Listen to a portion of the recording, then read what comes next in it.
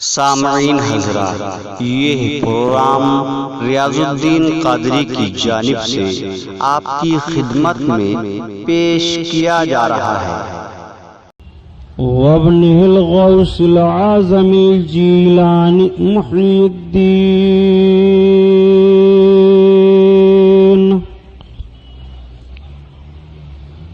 واہل بیتہ اجمعین، اما بعد،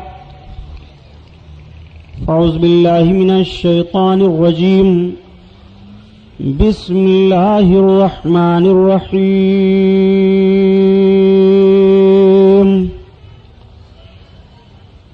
قال اللہ تعالی فی القرآن العظیم والفرقان الحمید، وتعزره وتوقره وتسبحه بکرة واسقیلا۔ صدق اللہ البصیر القدیر، وصدق رسولہ البشیر النذیر، والحمد للہ رب العالمین۔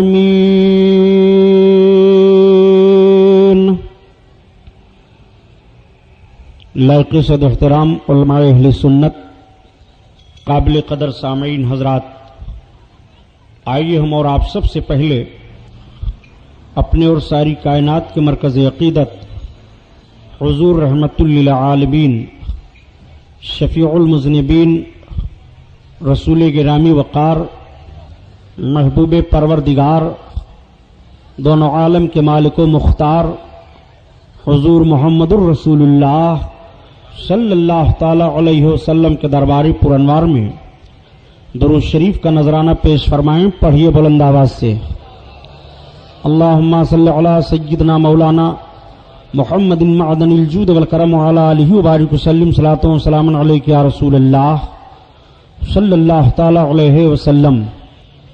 حصول نجات کے لیے پورا مجمع اور پڑھیے درود پاک، اللہم صلی علی سیدنا مولانا محمد معدن الجود والکرم وعلی آلہ وبارک وسلم، صلاۃ و سلام علیک یا رسول اللہ صلی اللہ تعالی علیہ وسلم۔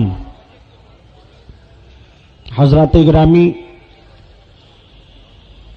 12 روزہ جشن شہید اعظم کے پروگرام کا آج یہ آخری جلسہ ہے، یہ 12واں بیان ہے۔ محرم شریف کی 11 تاریخ گزر کر کے 12ویں لگ گئی ہے۔ ہم اور آپ جس نورانی محفل میں شریک ہیں، اس کی نسبت حضور سرکار سیدنا امام علی مقام رضی اللہ تعالی عنہ کی طرف ہے۔ نسبت سے شے ممتاز ہوا کرتی ہے، جلسے کی نسبت جس کی طرف ہے، ہم کو اور آپ کو اس عظیم شخصیت کے تعلق سے اپنے ذہن و فکر میں ان باتوں کو رکھنا ہے جس سے ہمارے ایمان اور عقیدہ کی حفاظت ہوتی رہے۔ میں مبارکباد پیش کرتا ہوں اس جلسہ کے منعقد کرنے والے تمام سنی رضا جامع مسجد کاپڑیا نگر کے ذمہ داروں کو، خصوصاً محترم عالی جناب سیٹھ عبد المجید صاحب، سیٹھ محمد ایوب صاحب اور ان حضرات کے جملہ دوست و احباب۔ رب تعالیٰ آپ حضرات کی محنتوں کو قبول فرمائے، حضرت امام علی مقام رضی اللہ تعالیٰ عنہ کے صدقہ و طفیل میں دارین کی بھلائیوں سے سرفراز فرمائے۔ میں نے یہ عرض کیا کہ نسبت سے شے ممتاز ہوا کرتی ہے، جس چیز کی نسبت کسی اعلیٰ چیز کی طرف کر دی جائے تو وہ چیز بھی محترم ہو جاتی ہے۔ آقائے کریم صلی اللہ تعالی علیہ وسلم کی بارگاہ میں جو ازواج مطہرات آئی ہیں، جن کو ام المومنین کا خطاب ملا، ان کے تعلق سے رب تعالیٰ نے قرآن عظیم میں ارشاد فرمایا، یا نساء النبی لستن کا احد من النساء، اے نبی کی عورتوں، تم اور عورتوں کی طرح نہیں ہو، تم بے مثل ہو، تمہاری مثال نہیں ہے۔ وہی خواتین اسلام جن کی نسبت پہلے اللہ کے حبیب کی طرف نہیں تھی،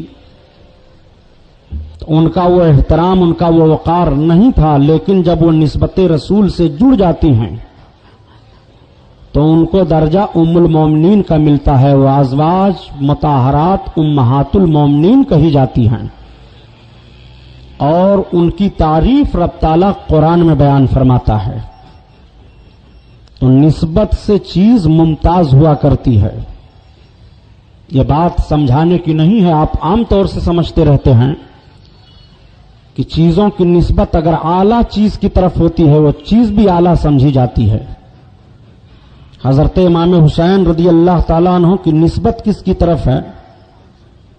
آقائے کونین صلی اللہ تعالیٰ علیہ وسلم کی طرف ہے۔ آپ کو نواسے رسول کہا جاتا ہے۔ آقا نے ایک موقع پر ارشاد فرمایا، الحسین منی وانا من الحسین، حسین مجھ سے ہیں، میں حسین سے ہوں۔ سرکار کے اس فرمان پر غور فرمائیے کہ امام علی مقام کی نسبت کتنی افضل و اعلیٰ ہے۔ حسین مجھ سے ہیں، میں حسین سے ہوں۔ سرکار نے ایک موقع پر اور ارشاد فرمایا کہ حسین میرے جسم کا ٹکڑا ہے۔ چنانچہ جب آپ کی ولادت بسعادت ہوئی تو اس سے پہلے پہلے سرکار کی چچی نے خواب دیکھا کہ آقائے کریم صلی اللہ علیہ وسلم کے جسم پاک کا ایک حصہ کاٹ کر کے ہماری گود میں رکھا گیا ہے، ہماری ہاتھ میں رکھا گیا ہے۔ وہ اس خواب کو دیکھ کر کے بے قرار ہو گئیں، سرکار کی بارگاہ میں حاضر ہوئی اور عرض کرتی ہیں، یا رسول اللہ میں نے ایک خواب دیکھا ہے جس سے مجھ کو بڑی پریشانی ہے۔ بہت غور سے اس کو سنو، حدیث کی تمام کتابوں میں یہ روایت موجود ہے۔ یہ کہہ کر کے مت گزر جانا کہ سبحانی صاحب نے ضعیف حدیثوں کو بیان کیا ہے، ان کے راوی ثقہ نہیں ہیں، وہ روایتیں معتبر نہیں ہیں۔ بڑی ڈھٹائی کے ساتھ یہ کہہ کر کے گزر جایا کرتے ہیں۔ سرکار کی چچی عرض کرتی ہے، یا رسول اللہ میں نے ایک خواب دیکھا ہے جب سے مجھ کو بڑی پریشانی ہے۔ آقا فرماتے ہیں کہ ام الفضل آپ نے کیا خواب دیکھا؟ عرض کرتی ہیں، یا رسول اللہ میں نے یہ دیکھا ہے کہ آپ کے جسم پاک کا ایک حصہ کاٹ کر کے ہمارے ہاتھ میں رکھا گیا ہے۔ نبی کونین صلی اللہ تعالی علیہ وسلم مسکرا پڑے، لبھائے پاک پر مسکراہٹ آ گئی۔ آقا نے ارشاد فرمایا، آپ نے بہت اچھا خواب دیکھا ہے۔ نبی کونین صلی اللہ تعالی علیہ وسلم کی مقدس زبان پاک سے یہ جملہ سننے کے بعد ان کی کیفیت کیا رہی ہوگی آپ اندازہ لگائیں۔ سرکار جس کے خواب کو بیان فرمائیں کہ تم نے بہت اچھا خواب دیکھا ہے، عرض کرتے ہیں، یا رسول اللہ کیسے؟ آقا نے فرمایا، میری بیٹی فاطمہ کو بچہ پیدا ہوگا اور وہ سب سے پہلے تمہاری گود میں دیا جائے گا۔ آج جو لوگ کہا کرتے ہیں کہ کسی کو کچھ خبر نہیں کہ ماں کے پیٹ میں کیا ہے، کوئی نہیں جانتا۔ قرآن اعلان کر رہا ہے کہ ماں کے پیٹ میں کیا ہے، قیامت کب آئے گی، کون کہاں مرے گا، بارش کب ہوگی، اس کو کوئی نہیں جانتا۔ قرآن بیان کر رہا ہے، صحیح ہے، قرآن میں یہ باتیں ضرور موجود ہیں۔ رب تعالیٰ نے فرمایا ہے 5 باتوں کے تعلق سے قرآن کی آیات کریمہ وضاحت کے ساتھ ہیں۔ کوئی نہیں جانتا ماں کے پیٹ میں کیا ہے، کوئی نہیں جانتا بارش کب ہوگی، کوئی نہیں جانتا کون کب کہاں مرے گا، کوئی نہیں جانتا کہ قیامت کب آئے گی۔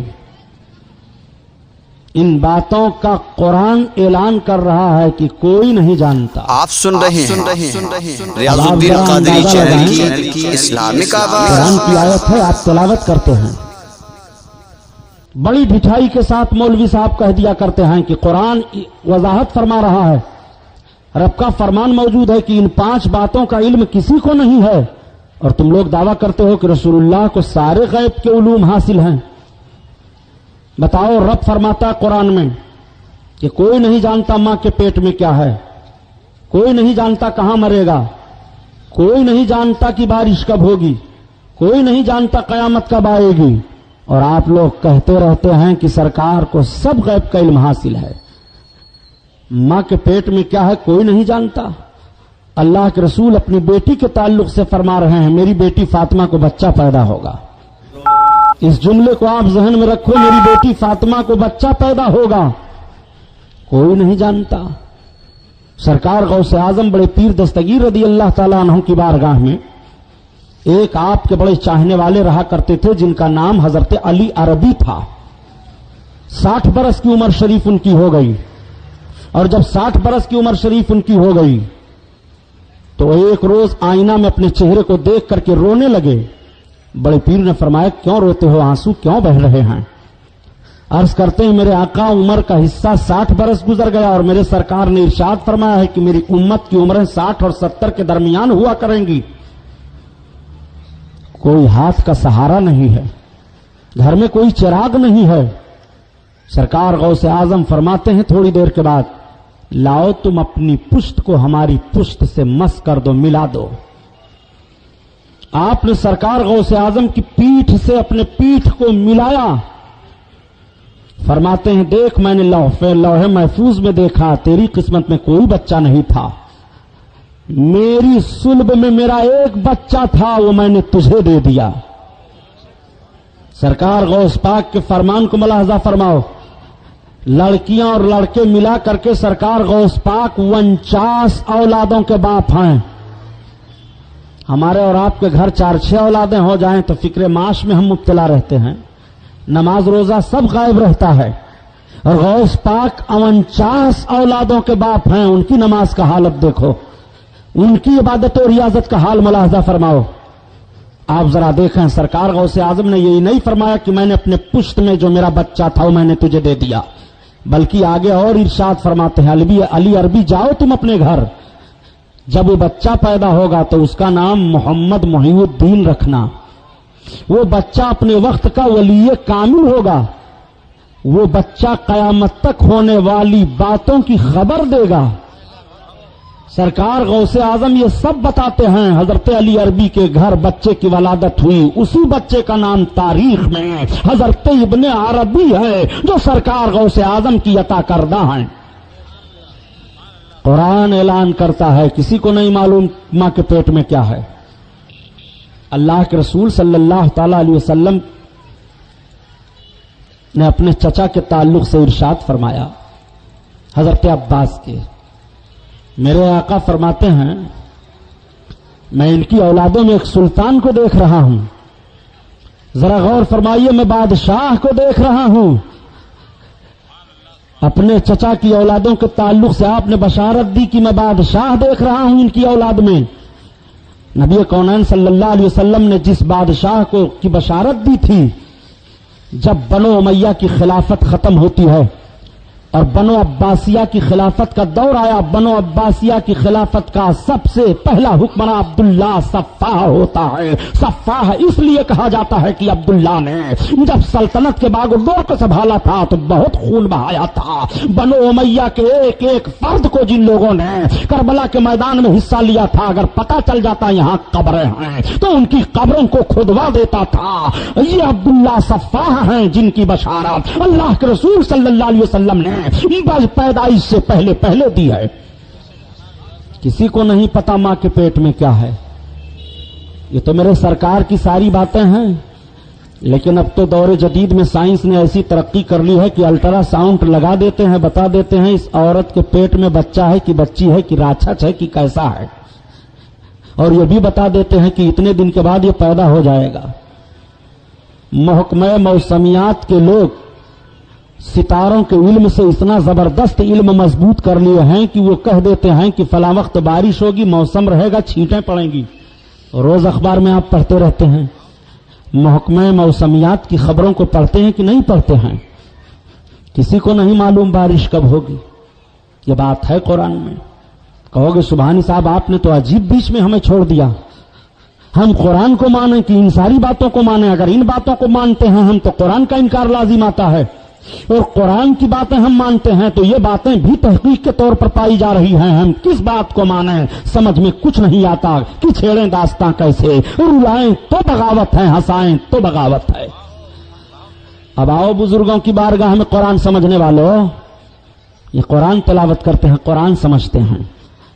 رب تعالیٰ نے قرآن میں یہ نہیں ارشاد فرمایا کہ لا یعلم نفس، کوئی نفس نہیں جانتا۔ رب فرماتا ہے لا ادری لا تدری، ادراک کا لفظ آیا ہوا ہے، اور ادراک کا مطلب لغت میں یہ ہوتا ہے کہ بغیر رب کے بتائے کوئی نہیں جانتا ہے۔ جب رب بتائے گا تب وہ جان جاتا ہے بارش کب ہوگی، جب رب بتائے گا تو جان جاتا ہے ماں کے پیٹ میں کیا ہے، جب رب بتائے گا تو جان جاتا ہے کون کہاں مرے گا۔ یہی وجہ ہے کہ رب کی عطا کی بنیاد پر نبی کونین نے ابو جہل کے موت کی خبر دی ہے، فلاں کے موت کی خبر دی ہے، نبی نے ماں کے پیٹ میں بتا دیا کیا ہے، بادشاہ کون ہوگا کیا ہے، اور نبی کے صدقہ میں نبی کے غلاموں نے بھی بتا دیا ہے۔ نعرے تکبیر، نعرے رسالت، جشن شہیدان کربلا، حضرت مولانا غلام محی الدین صاحب قبلہ سبحانی، نعرے تکبیر، نعرے رسالت، سبحان اللہ سبحان۔ انسان اپنے عقل و شعور کی ترقیوں کی بنیاد پر مادیت میں ترقی حاصل کر لی تو اس نے الٹرا ساؤنڈ تیار کیا، مشینوں کو تیار کیا، وہ جان لیا کہ ماں کے پیٹ میں کیا ہے۔ تو جو مادیت ترقی کرتی جا رہی ہے، اہل سنت و جماعت کا عقیدہ اور نکھر کر کے تمہارے سامنے آ رہا ہے۔ یہ بحث کیوں خامخواہ کے لیے کرتے ہو؟ بات چل رہی تھی حضرت امام عالی مقام رضی اللہ تعالیٰ عنہ کے تعلق سے۔ میرے نبی صلی اللہ تعالیٰ علیہ وسلم نے اپنے چچی سے یہ ارشاد فرمایا۔ حضرت امام حسین کی نسبت کی بات چل رہی تھی، کتنی نسبت ہے حضرت امام حسین کو سرکار سے، نسبت کی بات چل رہی ہے۔ حضرت ہاجرہ رضی اللہ تعالی عنہا حضرت ابراہیم علیہ السلام کی بیوی ہیں، حضرت اسماعیل علیہ السلام کی ماں ہیں۔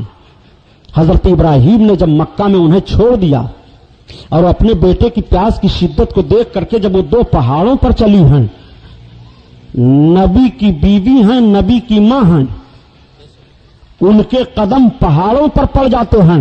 نسبت کو ذرا دیکھیے، ان کے قدم پہاڑوں پر پڑے تو رب تعالیٰ نے قرآن میں ارشاد فرمایا کہ ان الصفا والمروہ من شعائر اللہ، بے شک صفا اور مروہ دونوں پہاڑیاں اللہ کی نشانیوں میں سے ہیں۔ مولوی صاحب ذرا آپ یہ بتائیے کہ کیوں اللہ کی نشانیوں میں سے یہ دونوں پہاڑیاں ہیں؟ تو کہو گے سبحانی صاحب مفسرین یہی فرماتے ہیں، واقعہ یہی بتایا جا رہا ہے کہ حضرت ابراہیم علیہ السلام کی بیوی حضرت اسماعیل علیہ السلام کی ماں حضرت ہاجرہ کے قدم دونوں پہاڑ پر پڑے۔ اچھا، وہ قدم کیوں دونوں پہاڑ پر پڑے تھے؟ کیا وہ دونوں پہاڑوں پر چلتی تھی تو لا الہ الا اللہ کہتی تھی؟ کیا وہ جب دونوں پہاڑوں پر دوڑتی تھیں تو کوئی اور فریاد کرتی تھیں؟ وہ اپنے بیٹے کی محبت میں کہ پانی مل جائے کسی طرف نظر آ جائے، دونوں پہاڑوں پر دوڑ رہی ہیں۔ پتہ چلا کہ نبی کی محبت میں نبی آپ کی سن رہے ہیں ریاض الدین قادری چینل کی اسلامک آواز۔ پہنچنے پائے رب تعالیٰ اس جگہ کو اپنی نشانیاں قرار دے رہا ہے تو رسول اللہ نے جس عظیم شخصیت کو اپنے سینے پر لگایا وہ کیوں نہیں اللہ کی نشانیوں میں سے ایک نشانی ہے؟ امام حسین اللہ کی آیتوں میں سے ایک آیت ہے۔ امام حسین کی نسبت ملاحظہ فرمائیے، نسبت سے چیزیں ممتاز ہوا کرتی ہیں۔ کبھی کبھی یہ اختیار پر بھی باتیں کر جاتے ہیں بیچارے، کوئی اختیار نہیں رسول اللہ کا ہے، معاذ اللہ رب العالمین۔ یہ جملہ کہنے کے بعد آپ کا ایمان و عقیدہ سلامت رہے گا؟ کاپڑیا کے مسلمانوں، آپ کے ذہن و فکر میں صاف کر دینا چاہتا ہوں، اگر یہی توگڑیا اٹھ کر کے کھڑا ہو جائے اور کہہ دے کہ جس کا نام محمد ہے یا علی ہے اسے کسی چیز کا اختیار نہیں ہے، اخبار میں چھاپ دیا جائے، تو بتاؤ آپ احتجاج کرو گے کہ نہیں؟ آپ کی زبان رکے گی؟ اگر وہ جملہ کہہ دے کہ رسول اللہ کو غیب کی کوئی چیز نہیں پیغمبر اسلام کو معلوم ہے، تو آپ صحیح اپنے ضمیر کا فیصلہ ہمیں دو۔ رات میں بستر پر سو تو وہ فیصلہ ہمیں دو کہ آپ برداشت کرو گے، ایمانی جوہر آپ کا برداشت کرے گا؟ اگر کوئی کہہ دے کہ جس رسول کو تم کلمہ پڑھ رہے ہو وہ رسول تو ایسے بے اختیار ہیں کہ اپنی بیٹی فاطمہ کو بھی نہیں بخشوا سکتے، تو کیا آپ کو برداشت ہوگا؟ آپ کو میں جتنے جملے دے رہا ہوں اگر یہ جملے کتابوں میں نہ ہو تو جو چور کی سزا وہ غلام محی الدین سبحانی کی، یہ کہہ کر کے مت دکانوں پر گزر جایا کرو کہ جیسا سبحانی صاحب نے بیان کیا ہے ایسا کسی نے نہیں لکھا ہے۔ حوالے کی ضرورت پڑی تو حوالے کے انبار لگا دوں گا، بیٹھو کتاب اور کاپی لے کر کے. یہ کبھی کبھی کہہ دیا کرتے ہیں کہ سنیوں میں کیا علم ہے، علم کی تو ہوا تمہیں نہیں لگی ہے. آؤ میں بتاتا ہوں. اگر یہی توگڑیا یا اڈوانی یا اٹل بہاری واجپئی یہ کہہ دیں کہ بھوت پری پریت جن شیطان نبی ولی رسول سب برابر ہیں، تو بتاؤ توحید نبی کی ہوئی کہ نہیں ہوئی؟ کیا برداشت کرو گے؟ جتنے جملوں کو میں بولا ہوں اٹھاؤ تقویت الایمان کتاب اور دیکھ لو.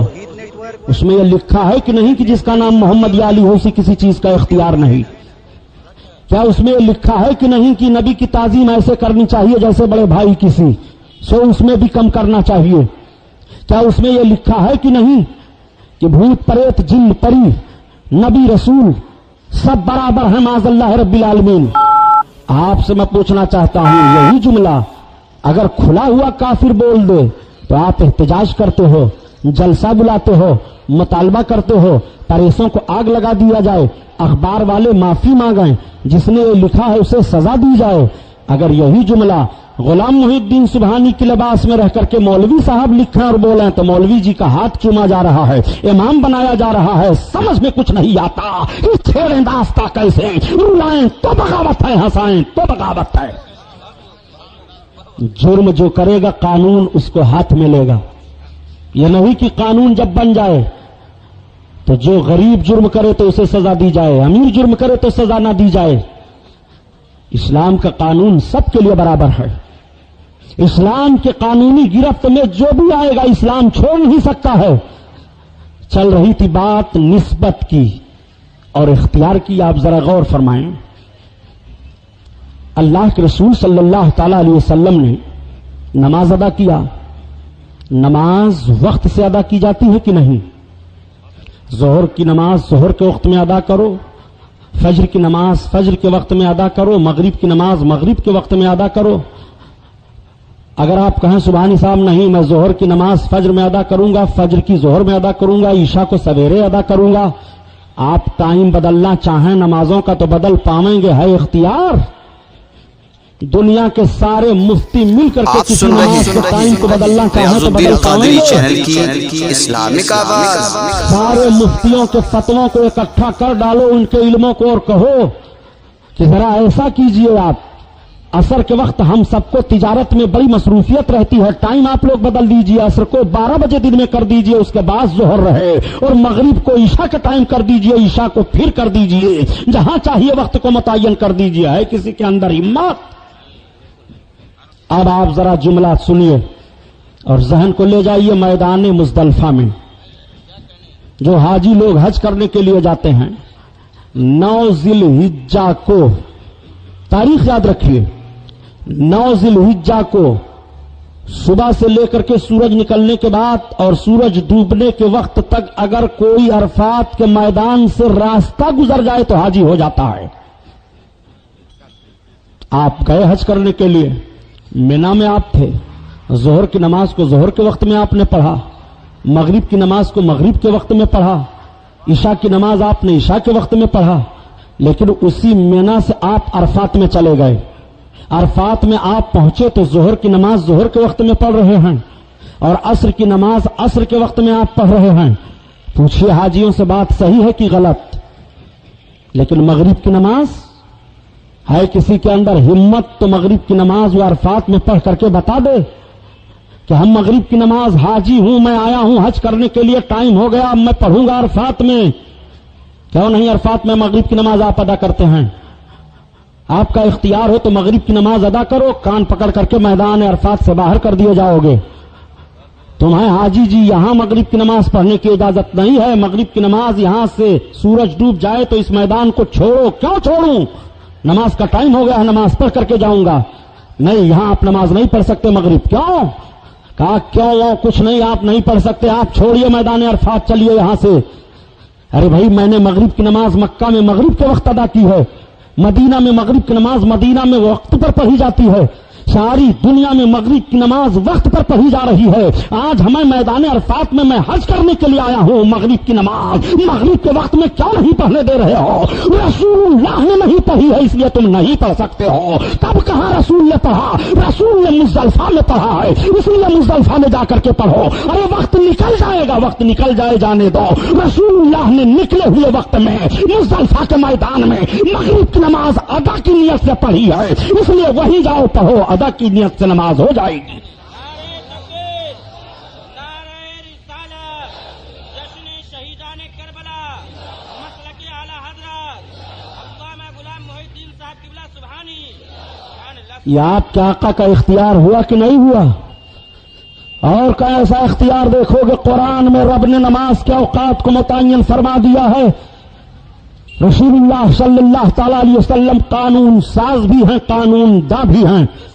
جس قرآن میں نماز کے وقتوں کو متعین کیا گیا ہے اسی قرآن میں رب تعالیٰ نے فرمایا ما آتاکم الرسول فخذوہ وما نہاکم عنہ فانتہوا. رسول اللہ جو تمہیں دے اس کو لے لو اور جن چیزوں سے منع فرما دے رک جاؤ. رسول اللہ نے اسی عرفات کے میدان میں دیا تھا, اے میری قوم تمہیں میں کتاب دے رہا ہوں, تمہیں میں اپنی اطرت دے رہا ہوں. تاہیہ تو یہ تھا کہ کتاب یزیدی لے لے, اطرت رسول کو لے لے, لیکن انہوں نے کتاب کی بھی چھوڑا ہے, اطرت رسول اللہ کو بھی چھوڑا ہے. تو جو رسول کی عطا کو چھوڑ دے اس کی نجات کیسے ہوگی آپ اندازہ لگائیں.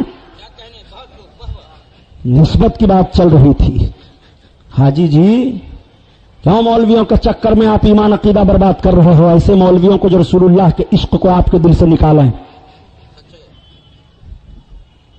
کبھی آپ نے غور کیا حج کر کے جب آپ واپس آتے ہیں قدم قدم پر حج کے ارکان میں اختیار رسول ملاحظہ فرماؤ, کتنا اختیار اپنے آقا کا دیکھو گے. رسول کونین صلی اللہ علیہ وسلم جو دیں اسے لے لو, جن چیزوں سے منع فرمائے رک جاؤ. تو رسول اللہ نے دیا تھا کہ میں تمہیں اپنی اطرت دے رہا ہوں, میری اطرت کو پکڑے رہو گے تم گمراہ نہیں ہوگے, ہلاک نہیں ہوگے, تباہ نہیں ہوگے, برباد نہیں ہوگے. آقا کریم صلی اللہ تعالی علیہ وسلم نے جب خدمت اسلام کیا صحابہ اکٹھا بیٹھے, صحابہ نے مشورہ کیا کہ اللہ کے رسول کے ذریعہ سے ہمیں ہدایت مل رہی ہے, سرکار صرف تبلیغ کا کام فرما رہے ہیں. ہم لوگ کبھی تجارت میں چلے گئے, کبھی بازار میں چلے گئے, لیکن لمحہ لمحہ سیکنڈ سیکنڈ آقا کریم صلی اللہ علیہ وسلم کی مقدس زندگی پاک کا پہلو اشاعت اسلام کے لیے گزر رہا ہے. خدا کی وحدانیت کا اعلان, نبوت و رسالت کا اعلان, بندوں کو راہ راست پر لانے کا پروگرام. لاؤ آقا کریم صلی اللہ تعالی علیہ وسلم کی بارگاہ میں نذرانے کے طور پر کچھ پیش کیا جائے. صحابہ کی جماعت اکٹھا ہوئی, سب سرکار کی بارگاہ میں گئے. یا رسول اللہ ہم چاہتے ہیں کہ نذرانہ کے طور پر جو آپ ہمیں ہدایت دے رہے ہیں, خدمت دین کر رہے ہیں, اس کے لیے ہم آپ کی بارگاہ میں کچھ پیش کیا کریں تاکہ سرکار ضروریات زندگی جو آپ کے ظاہری طور پر ہیں اس میں دقت و دشواری نہ ہو.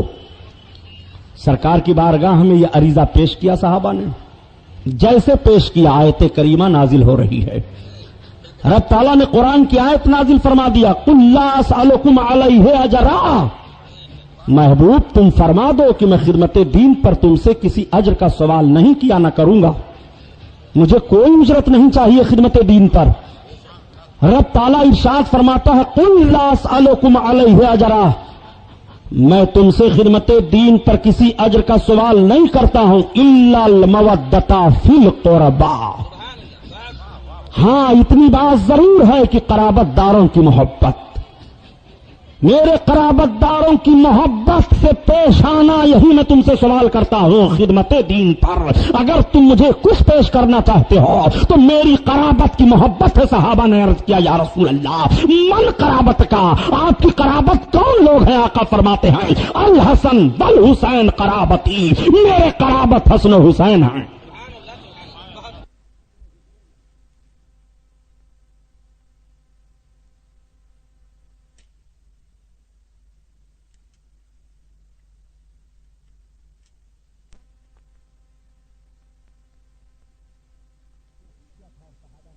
کیا تھا اور صحابہ نے سنا تھا, یہی وجہ ہے کہ صحابہ نے لے لیا تھا.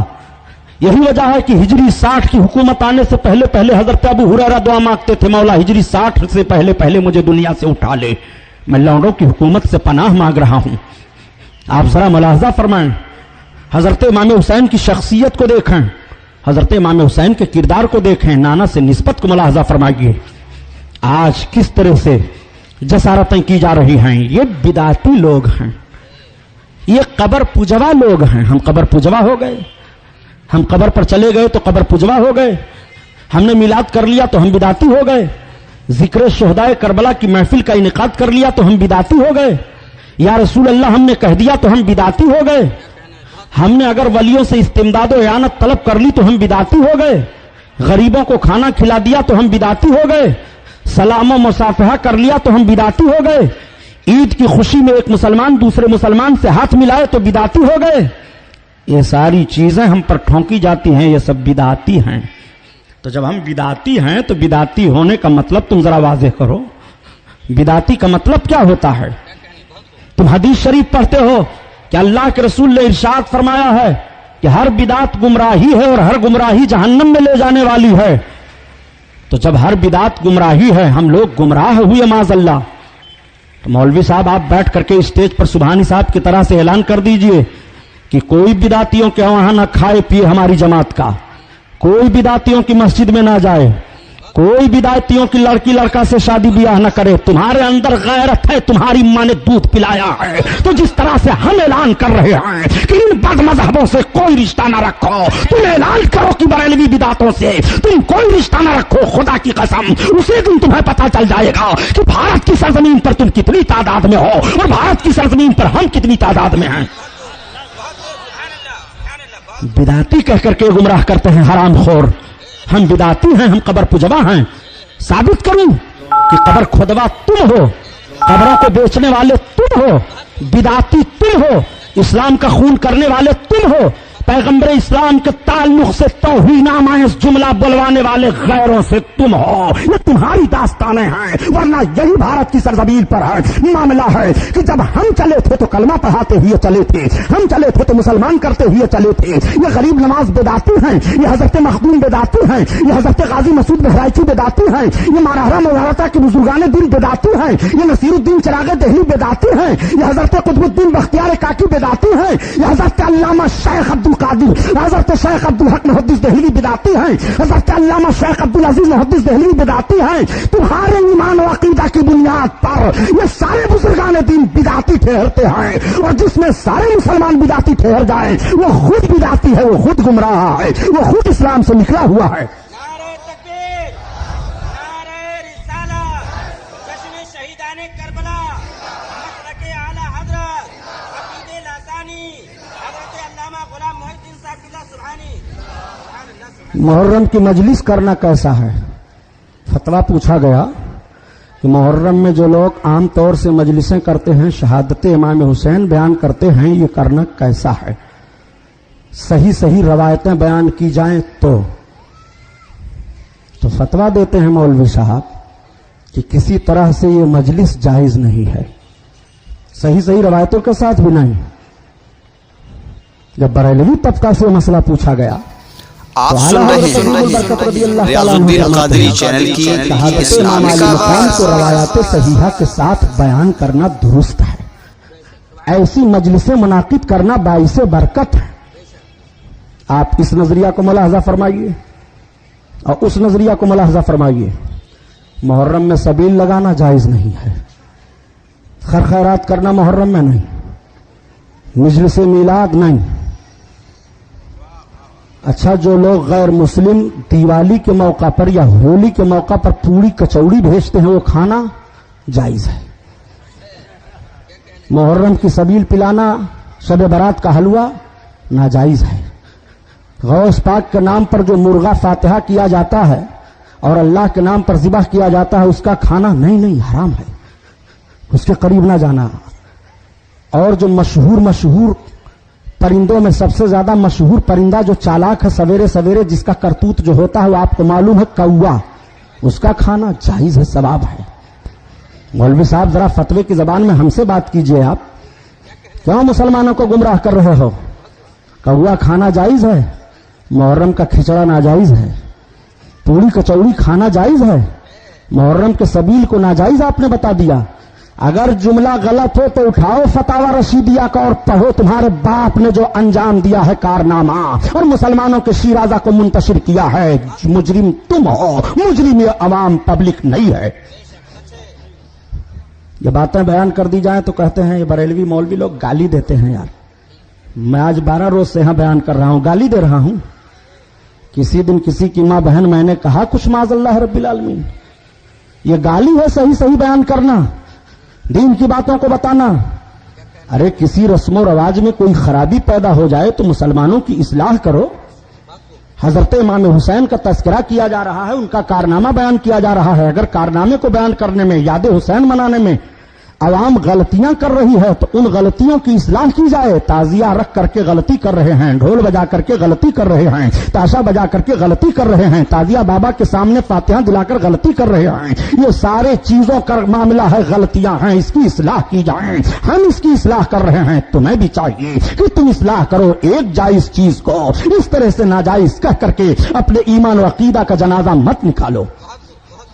आप जरा गौर फरमाएं, तो बात तो चल रही थी याद हुसैन मनाने की, और इज्तिमा ये करते हैं बेचारे। इज्तिमा करेंगे तो खाड़ी की खाड़ी पाट डालेंगे। तो उसमें किसी बासलाहियत आलिम बामल की तकरीर नहीं होगी, बड़े बड़े लीडरों की तकरीर होगी। ये बड़े बड़े लीडर लोग आएंगे, दुआ मांगेंगे तो उनकी दुआ कबूल हो जाएगी, और मौलवी साहब दुआ मांगेंगे तो उनकी दुआ नहीं कबूल होती है। आप जरा तारीख उठा करके पढ़ो, जिस हिंदुस्तान की आजादी के लिए चीख रहे हो, इन लीडरों और गीदड़ों से मामला नहीं होगा।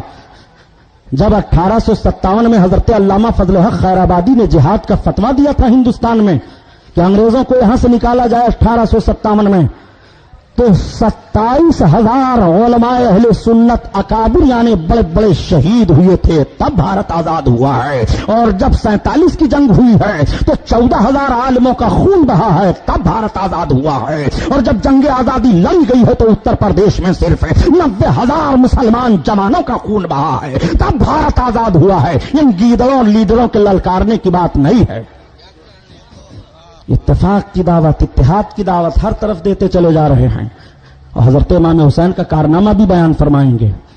इमाम हुसैन की रूह को तकलीफ पहुंचा करके, इमाम हुसैन के नाना को तकलीफ पहुंचा करके माज़अल्लाह रब्बिल आलमीन वकार की जिंदगी हासिल कर लोगे, वकार की जिंदगी पाओगे तुम।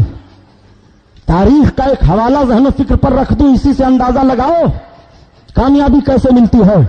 जब यह भारत बटा नहीं था, तकसीम नहीं हुआ था, सन 1932 का मामला है। सन 1932 में किसी धोती छाप ने, वो कलकत्ता का रहने वाला था या और कहीं का था, उसने पैगंबर इस्लाम सल्लल्लाहु अलैहि वसल्लम की शान में तौहीन कर दिया। कराची की अदालत में मुकदमा उसके ऊपर कायम किया गया। सन 1932 का मामला है, सन को ज़हनो फिक्र में रखिएगा। जब मुकदमा कराची की अदालत में कायम किया गया कि पैगंबर इस्लाम के ताल्लुक से इसने तौहीन की है, मुकदमे की तारीखें पड़ी, एक ऐसी तारीख आ गई कि उस तारीख में आखिरी फैसला होने वाला था। पूरे कराची के मुसलमान उलट पड़े, कचहरी की तरफ जा रहे हैं। पैगंबर इस्लाम के ताल्लुक से तौहीन जिसने किया है उसके आज मुकदमे का फैसला है। चलो सुना जाए फैसला किस तरह से किया जाता है, फैसला कैसे होगा। बरतानवी साम्राज्य का मामला है। चुनांचे जज फाइल लेकर के बैठ जाता है, अपने इंसाफ की कुर्सी पर फाइल को उलट रहा है, कलम चल रहे हैं। तब तक पब्लिक की भीड़ बढ़ जाती है कराची की अदालत की तरफ जाने के लिए। एक जवान जिसका नाम अब्दुल कय्यूम था, वो सिर्फ इक्का चलाता था, इक्के से जो भाड़ा मिलता अपना पेट भरता था, अपनी मां का भरता था। अब्दुल कय्यूम ने देखा बड़ी भीड़ लगी है, जल्दी जल्दी लोग आकर के उसके इक्के पर बैठने लगे। उसने कहा साहब ये भीड़ क्यों लगी है? कहा तुझे नहीं पता है आज रसूलुल्लाह की शान में जिसने तौहीन किया था, मुकदमा जो कराची की अदालत में चलाया गया था, आज इस तारीख का फैसला है, मुकदमे का फैसला किया जाएगा। हम सब लोग अपने पैगंबर के तौहीन करने वाले मुकदमे के फैसले को सुनने के लिए जा रहे हैं। अब्दुल कय्यूम जवान की आंखें भीग जाती हैं। बड़ा गरीब जवान है। उसने कहा ताज्जुब है, पैगंबर इस्लाम की तौहीद की चाहे कराची की अदालत में मुकदमा कायम हो, हमने तो ये सुना है कि अगर किसी ने पैगंबर इस्लाम की तौहीद की थी तो उसे गर्दन मार दिया गया है, उसको कत्ल कर दिया गया है। कहा मुफ्ती बन करके फतवा ना दो, कहा ऐसा हुआ है। कहा पहले हजरत उमर फारूक आजम की जिंदगी नबी कौनैन के फैसले को नहीं माना था, गर्दन मारी गई है। हजरत खालिद इब्न वलीद ने गर्दन को मार दिया है। खुद रसूलुल्लाह ने अपने दुश्मनों की गर्दन काबतुल्लाह में मरवा दी है।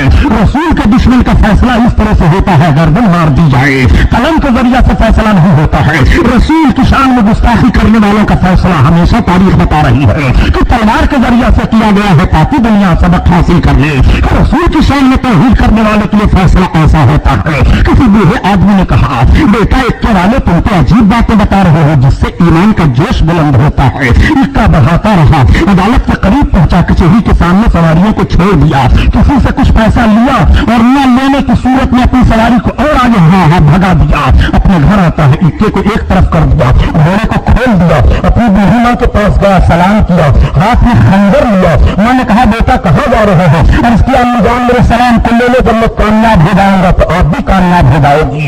मां मुझे दुआ दे दो। बेटा ये कहता हुआ निकल गया। मां दरवाजे पर आती है, मेरा बेटा ये कौन सा जुमला कह रहा है? ये अब्दुल कय्यूम आज कौन सी बोली बोल करके जा रहा है? लेकिन अब्दुल कय्यूम भागा दौड़ा चला जा रहा है। जब अब्दुल कय्यूम कचहरी में पहुंचा, भीड़ लगी हुई है। जज कुर्सी पर बैठ करके फाइल को मेज पर रख रहा देख रहा है, कलम चलने वाला होता है। अब्दुल कय्यूम पहुंच जाता है। दो जगह बनाई गई है, कटघरे लगे हुए हैं।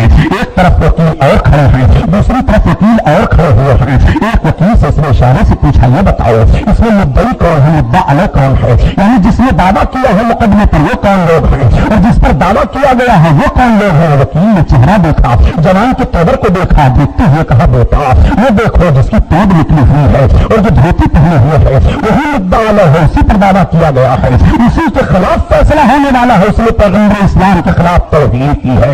अब्दुल कय्यूम पीछे मुड़ा, चुपके से खंजर को निकाला और भरी अदालत में बड़ी फुर्ती के साथ खंजर को उसके पेट में मारा। उसकी आंख गिर गई, तड़पा। अब्दुल कय्यूम ने हाथ उठा दिया, मुझे गिरफ्तार करो, मैं भागने वाला नहीं हूं, मुझे गिरफ्तार करो। कोहराम मच जाता है। जज फाइल को इधर रख देता है, फैसला कुछ और होने वाला होता है, फैसला कुछ और हो जाता है। कोहराम मचा, अब्दुल कय्यूम गिरफ्तार हो गया। कराची से खबर फैली और 24 घंटे के अंदर अंदर पूरी दुनिया में खबर पहुंच गई। कराची की बड़ी कचहरी में जज के सामने वकला के ही बड़ी अल्लाह के रसूल की शान में तौहीद करने वाले का कत्ल अब्दुल कय्यूम ने कर दिया। आप सुन रहे हैं रियाजुद्दीन कादरी चैनल। कोई नहीं सुनता था। एक मजदूर है, इक्का चला रहा है, मोहल्ले का गरीब है, लेकिन नबी के नाम पर खंजर चलाने की बुनियाद पर सारी दुनिया में मुसलमानों की जबान पर अब्दुल कय्यूम का नाम आया, गैरों की जबान पर अब्दुल कय्यूम का नाम आ जाता है। अब्दुल कय्यूम इकरारी मुलजिम बना, जेल में डाल दिया गया। डॉक्टर इकबाल जैसे बैरिस्टर सामने होते हैं, बेटा अब्दुल कय्यूम तुम अपने बयान में लचक पैदा कर दो, जमानत लेने के लिए हम तैयार हैं। तो जेल के अंदर से अब्दुल कय्यूम ने जो जवाब दिया था, आज यह जवाब तारीख की किताबों में मौजूद है। अब्दुल कय्यूम ने कहा, मेरे बही खाहो, मुझे चाहने वाले लोगों, मैंने कराची की अदालत से जमानत के लिए गुस्ताख रसूल को नहीं मारा है, बल्कि कयामत में मुझे रसूल रहमत की शफाअत चाहिए, इसलिए मैंने उसे मारा है। मैं अपने जुर्म का इकरार कर रहा हूं जो मैंने दुनिया की निगाहों में किया है। अल्लाह मैंने केवल कोई जुर्म नहीं किया है, मैंने रसूलुल्लाह के गुस्ताख को मारा है। मैं अपना बयान नहीं बदलूंगा। जवान का जौहर जरा देखो, महज की दौलतें नहीं है इसके पास, रही भी है तो कोई गारंटी नहीं है, वो कोई गारंटी नहीं है कि उसकी कोई नमाज कदा नहीं हुई। वो कैसा था जवान, सिर्फ रसूलुल्लाह के गुस्ताख को मारने का जोश मुलाहिजा फरमाइए। अब्दुल कय्यूम ने चूंकि जुर्म का इकरार कर लिया था, मार दिया था, उसे जज ने फैसला सुना दिया कि अब्दुल कय्यूम को फांसी की सजा दी जाए। अब्दुल कय्यूम को जब फांसी के फंदे पर लाया गया, तख्त पर चढ़ाया गया, मां आई, आंखों में आंसू आ गए, ललकारा मेरी मां मुस्कुरा दो, तख्तेदार पर न ही मुस्कुराओ, करबला के हुसैन को याद कर लो।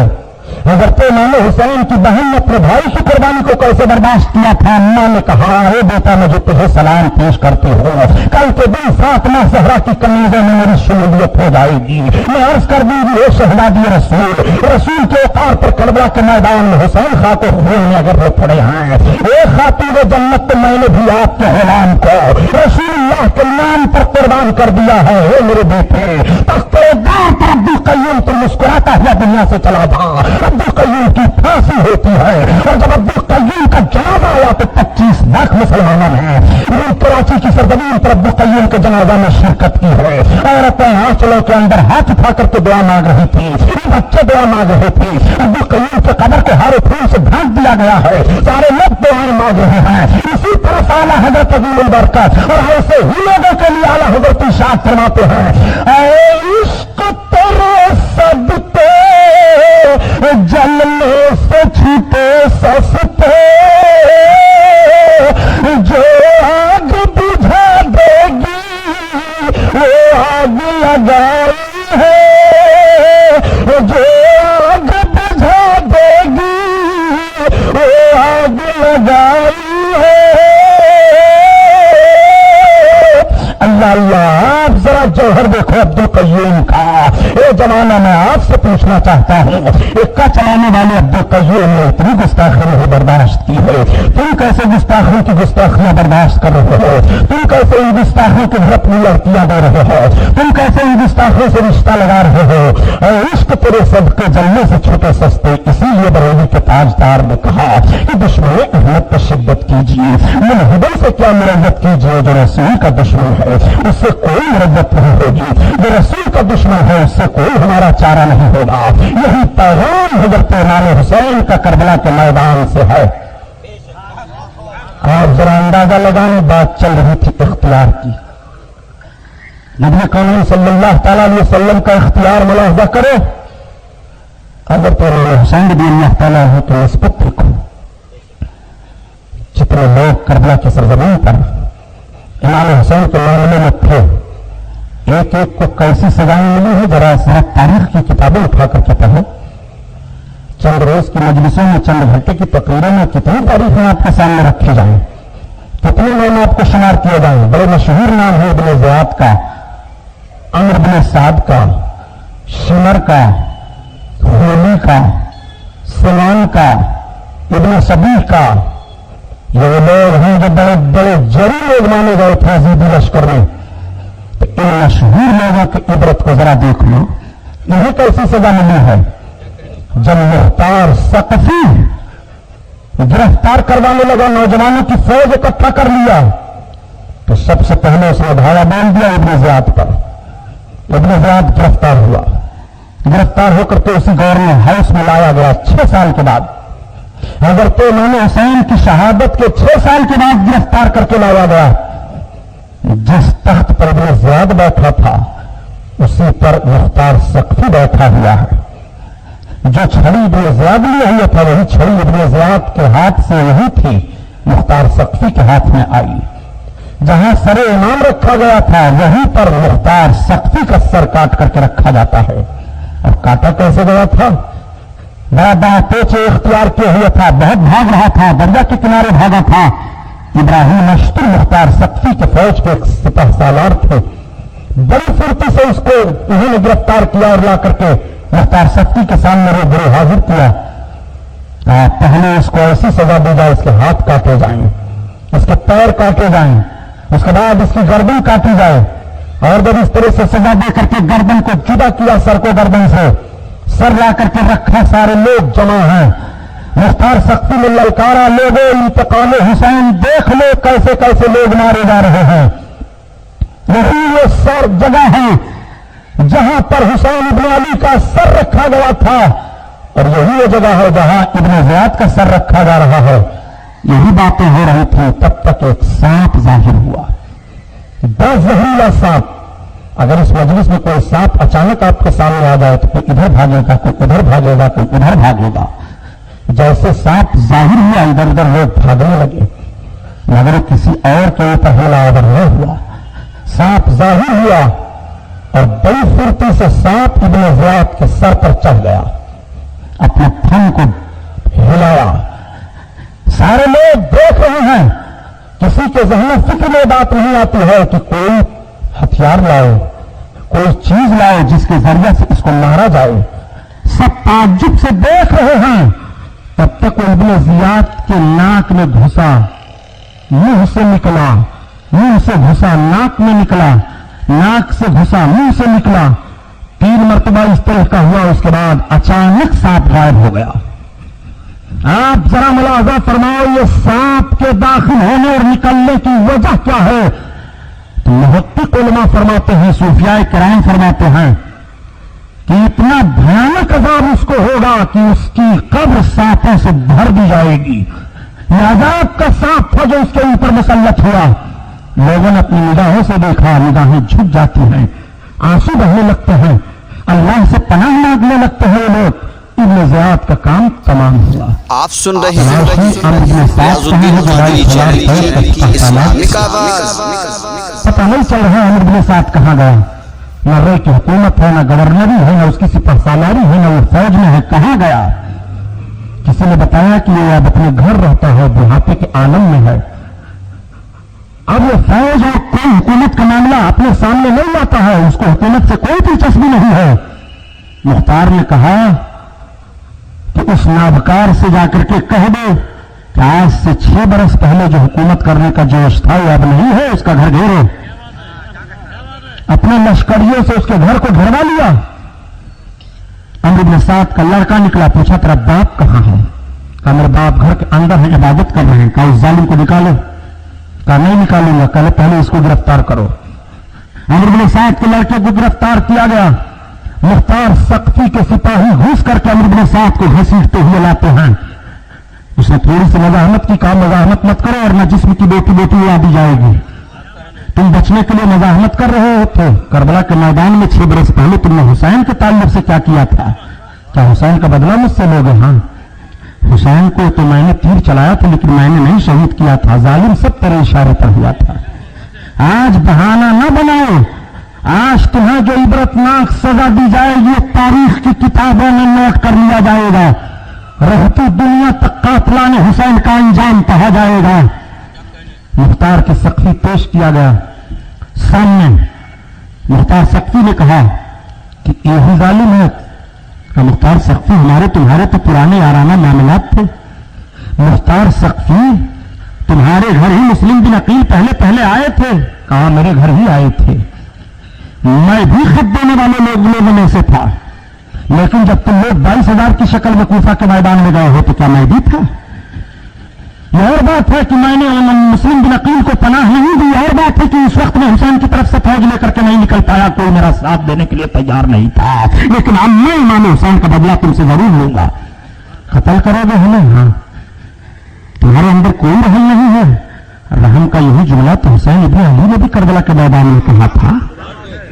ये जुमला तुम दोहरा रहे हो। गिड़गिड़ाने लगा, कहा गिड़गिड़ाओ नहीं। आज जिस तरह तुम गिड़गिड़ा रहे हो, हुसैन इब्न अली ने भी तो अपनी फजीलत को पेश करके तुम्हारे सामने खुतबा दिया था कि अपनी आंख मत बर्बाद ना करो। मुख्तार सख्ती ने कहा सबसे पहले अमर इब्न साद के लड़के को कत्ल करो। कहा मुख्तार हमारे सामने हमारे जवान बेटे को कत्ल मत करवा। कहा हुसैन के सामने हुसैन का जवान बेटा तुमने कत्ल कराया था कि नहीं कराया था? तो दर्द का एहसास कर ले कि इमाम हुसैन को कैसा दर्द अली अकबर की कत्ल पर हुआ था। कासिम की शहादत पर अली असगर के तीर लगने पर उन्हें कैसी तकलीफ हुई थी। तेरे सामने जब तेरा बेटा ज़बह किया जाएगा तब तुझको तकलीफ का एहसास होगा। जालिम छोड़ा नहीं जाएगा। तलवारें फिजा में बुलंद हुई, एक बारगी तलवारें गिरी, बच्चा तड़प करके जमीन पर आ गया। इसे मारो। जल्लाद तलवार उठा करके चलाना चाहता है कि ये हाथ जोड़ लिया। कहा पहले इसकी उंगलियां काट दो। रस्सियों में बांधा जाता है, उंगलियां काट दी जाती हैं। इब्न साद की पैर काट दिया जाता है। का नस्ला बना दो इसके जिस्म को।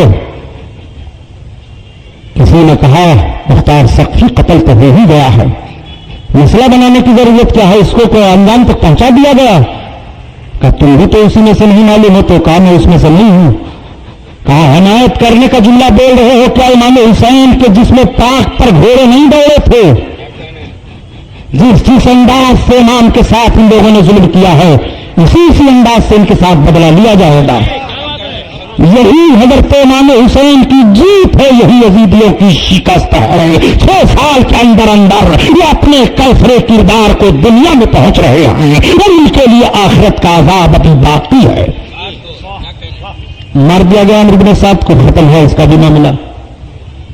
और किसको गिरफ्तार करो? वैसे तो बहुत गिरफ्तार होकर के आते थे, पता चल जाता कि ये भी था, इसे भी मारो। इस घर के लोग थे, घर जलाओ मार दो। यहां के लोग थे, इन्हें मारो छोड़ो नहीं। अवामी सतह से तो जितने यजीदी फौज में थे वो शरीक थे तो मारे जा रहे थे, लेकिन जो बड़े बड़े जनरल, बड़े बड़े लीडर थे, नेता लोग, इनको गिरफ्तार किया जाता था, ये भाग रहे थे। खूनी को पकड़ा गया, आया ये खूनी, आकर के पहुंचा, तुम कौन हो? मेरा नाम खूनी है। तूने हुसैन इब्न अली का जब सर कट गया था, गर्दन से जुदा हो गया था सर, तो उनके इमामे को तुमने उतारा था? कांपने लगा, कहा कांप मत, सही सही बता, वो इमामा कैसा था जिसको तूने सर हुसैन से उतारा था? रसूलुल्लाह का इमामा था ना? उस इमामे की कब्र तेरे ज़हन फिक्र में नहीं थी? कहा माफ कर दो। कहा मैं क्या माफ करूंगा, तुझे माफी मांगनी चाहिए हुसैन इब्न अली से। वो तो जो जमीन पर आए हैं तब लोग बता रहे हैं कि उस वक्त भी हुसैन इब्न अली माफ करने के लिए ये तैयार थे, तब तुमने क्यों नहीं माफी मांगी थी? इस हराम खोर की गर्दन मारो। खूनी की गर्दन मारी गई और मारने के बाद उसकी लाश तड़पने लगी, सर को फेंक दिया गया, कहा चकनाचूर कर दो, उठाकर गड्ढे में फेंक दो ले जाकर के। उसको इस तरह से कैफरे किरदार को पहुंचाया। हुरमला इब्न काहिल पकड़ा गया। तो कौन है? हुरमला इब्न काहिल है। किसी ने कहा कि मुख्तार सख्फी ये लश्कर इमाम पर तीर मार रहा था। अच्छा, यही तो नहीं है जिसने अली असगर को तीर मारा था? सुनने में भी ये बात आई है कि हुसैन इब्न अली अपनी गोद में अपने छोटे से बच्चे को लेकर के करबला के मैदान में पानी मांगने के लिए गए थे। किसी लश्करी ने तीर मार दिया था और ये तीर हलक से लगा था बच्चे का खून फव्वारे की शक्ल में हुआ था, हुसैन के चेहरे पर पड़ा था। यही है नापकार? हाँ ठीक है, खड़ा करो इसे, बांधो इसको रस्सियों से। कांपने लगा, कहा कांप मत, जल्लाद तीर कमान लेकर के खड़ा हो जाए और इतने तीर मारो कि इसका गला छलनी हो जाए। जब तीर मारा जाने लगा तो उसने कहा मुख्तार अब हमें कत्ल कर दो, तीर न मारो। कहा जालिम अली असगर के तीर को याद कर ले, जब तूने मारा था और तेरा तीर हुसैन इब्न अली के पहलू से होकर के गुजरा था, उस मंजर को याद कर। काटो इसकी नाक को, निकालो इसकी आंखों को, मारो इसकी गर्दन को, इसके जिस्म का टुकड़ा टुकड़ा कर दो। ये इंतकाम कुदरत है। हुरमला इब्न काहिल इस तरह से मार दिया जाता है। और देखो कौन भागा? शिमर। यह भी बड़ा जरी था, बड़ा हरामखोर था ये। सरकार ने एक मौके पर इरशाद फरमाया था कि एक को ही कुत्ता मेरे अहले बैते अतहार के खून में अपने मुंह को डुबोएगा। ये इसी नाबकार की तरफ इशारा है फरमान रसूल। जब ये खंजर चलाने लगा तो हजरत इमाम हुसैन की निगाह इसके सीने पर पड़ गई थी। इसके सीने पर बर्स का दाग था।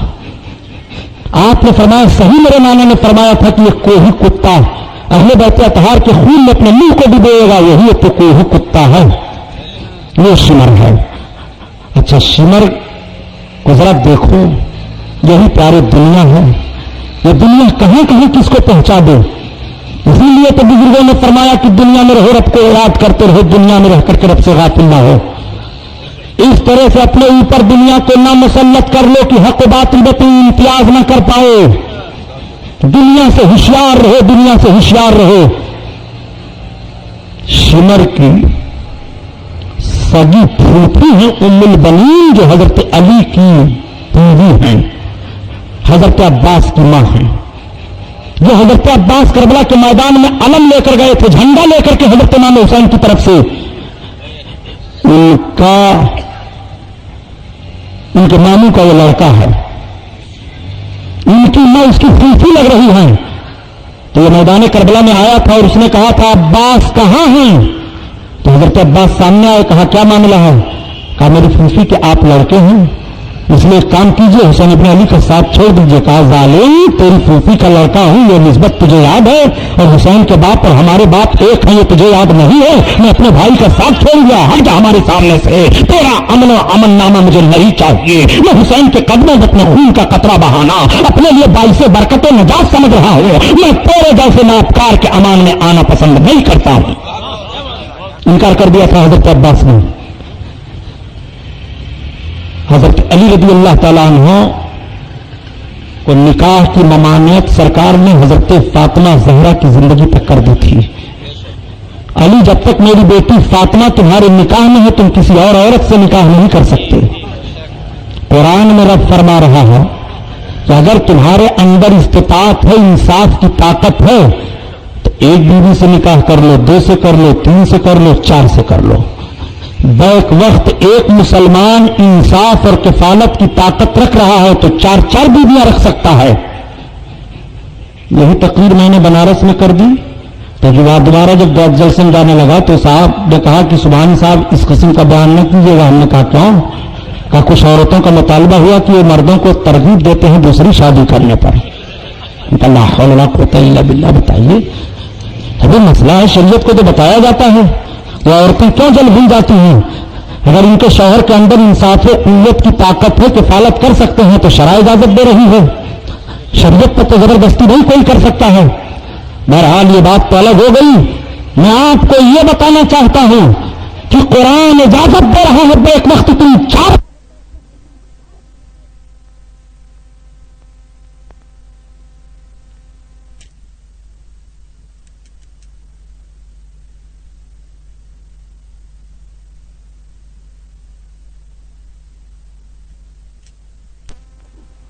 मेरी बेटी फातिमा है, तुम्हारे लिए दूसरा निकाह जायज नहीं है, नहीं कर सकते हैं। मौलाना कायनात रुक गए। सरकार का इख्तियार मुलाहजा करते चलिए। और सुनो, किसी को नहाने की जरूरत हो तो उसको मस्जिद में दाखिल होना जायज है? अरे यार, बहुत मोटा मसला है भाई। मौलवी साहब से जरा पूछिएगा, जिनके ना पैजामे का भरोसा है ना कुर्ते का भरोसा है। एक मौलवी साहब ने अपना पैजामा और कुर्ता दिया धोबी के वहां, जब धुल करके आया तो कहा कितनी धुलाई हुई? कहा साहब पैजामे की धुलाई तो 4 आना है, मगर कुर्ते की धुलाई 4 रुपए है। कहा पागल आदमी तुम हो, दोनों कपड़ों की धुलाई एक रखो। कहा दोनों कपड़े एक नहीं है। कहा तब? कहा पैजामा पैजामा है, छोटा सा था, 4 आना उसकी धुलाई है, और कुर्ता तंबू कनात की तरह है, इतनी मेहनत लगी है इसलिए 4 रुपया उसकी धुलाई है। तो बेचारे कहते हैं कि सुभानी साहब को हम लोग ऐसा नहीं जानते थे यार, ये तो ये भी लत्ती चला देते हैं अपनी तकरीर में। ये लत्ती नहीं है, ये लत्ता है। लिबास पहना जाता है कि जरा अच्छा लगे। शरीयत ने जो लिबास मुतय्यन किया है, इमामा बांध लो अच्छे लगोगे, इस्लामी लिबास पहन लो अच्छे लगोगे, और ये बेचारे पहनते हैं तो पता चल रहा है कि सब कश्मीर की वादी से दहशतगर्दी में पकड़े गए हैं, चले आ रहे हैं।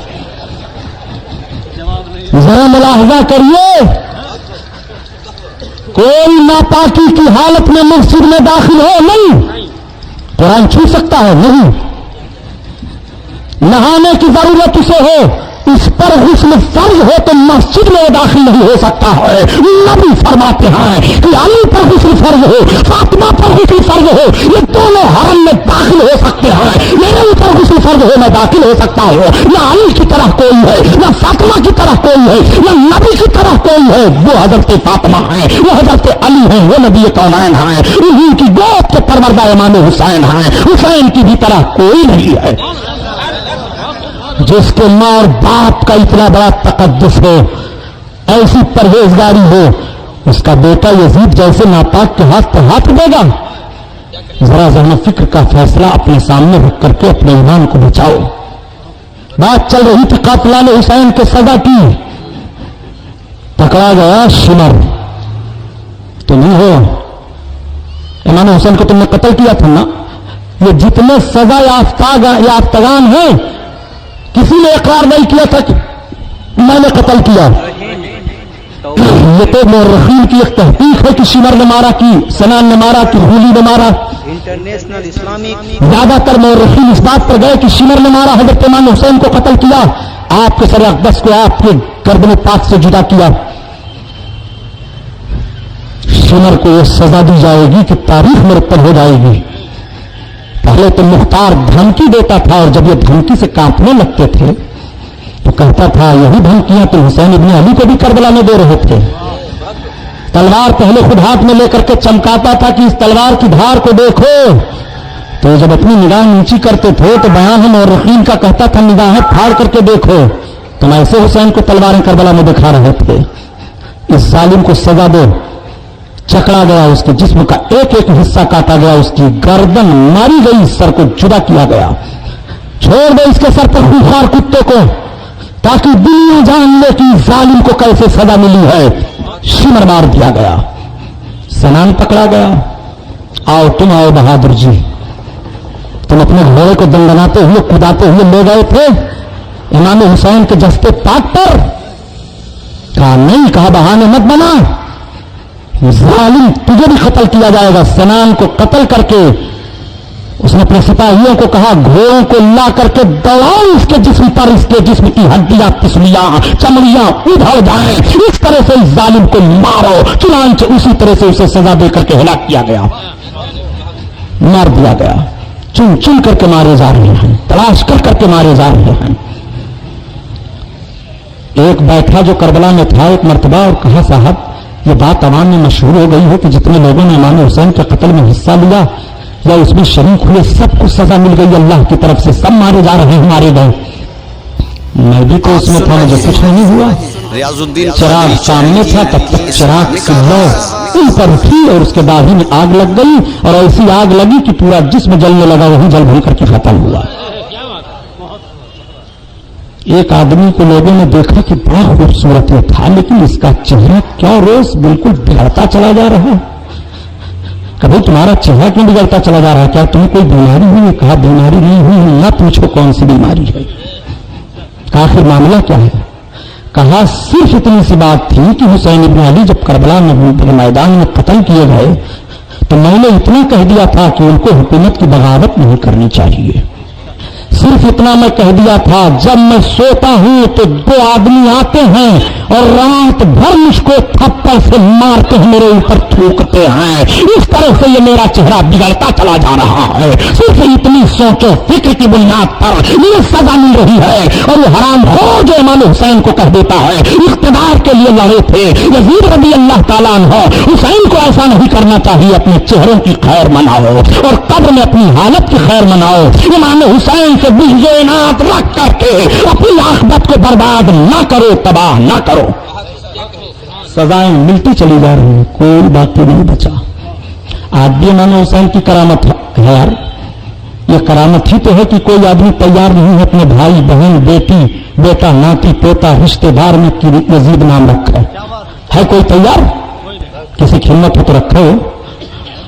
हालांकि यजीद ने तो कत्ल किया नहीं था, कत्ल करवाया था।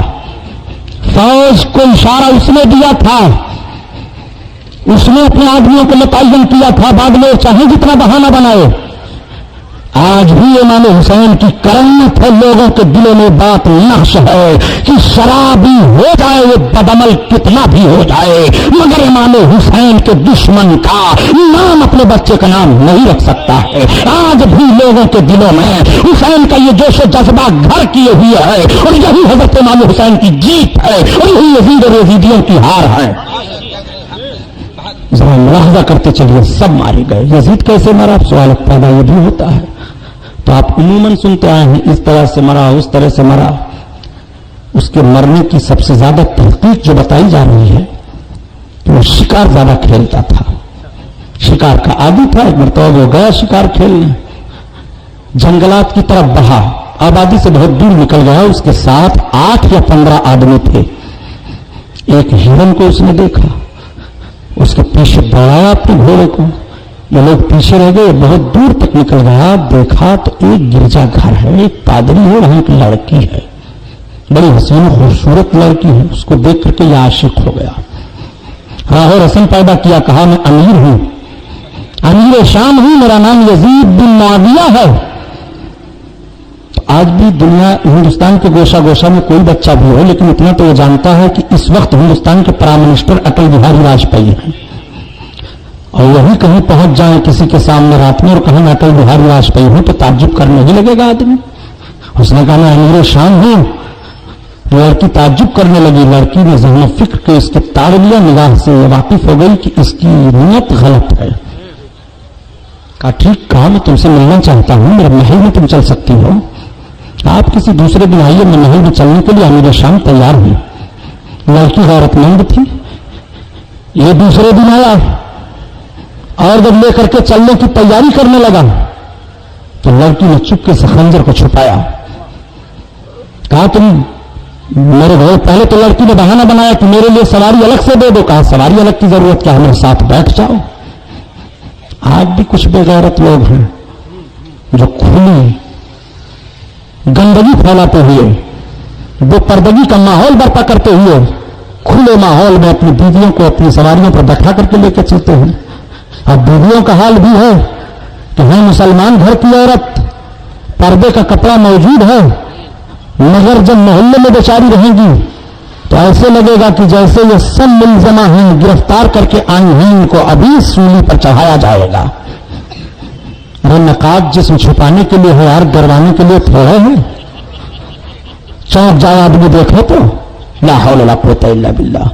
عورتوں کو عبرت حاصل کرنی چاہیے امام حسین کی بہن حضرت زینب سے کہ انہوں نے اپنے چہرے کو کس طرح سے چھپایا تھا. عورتوں کو چاہیے کہ پردہ کا کپڑا استعمال کریں تو جو استعمال کا طریقہ ہے اس طرح سے کریں. اگر عورت اپنے آپ کو غیر محرم مردوں سے چھپاتی ہے تو اس کے ایماندار ہونے کی دلیل ہے. اور خدا کی قسم ایسی عورت بخش دی جائے گی. یہ تو بات آ گئی تھی جو ضمن میں نے عرض کر دیا. یزید نے کہا بیٹھو میرے پیچھے، سواری پر سوار کیا، دونوں چلے. جب لڑکی نے تاڑ لیا کہ اب یہ بے فکر ہو گیا تو بڑی جرات سے اس نے کام لیا، خنجر نکالا اور اتنے زور سے خنجر پیچھے سے مارا کہ یہ بے خیالی میں سواری سے گرنا تھا، یہ بھی کود پڑی اور پھر ایک خنجر مارا. اب یہ صرف آنکھیں اس کی چل رہی ہیں، زبان باہر نکل آئی. کاٹا اس کے گلے کو پھینک دیا، چلی آئی واپس.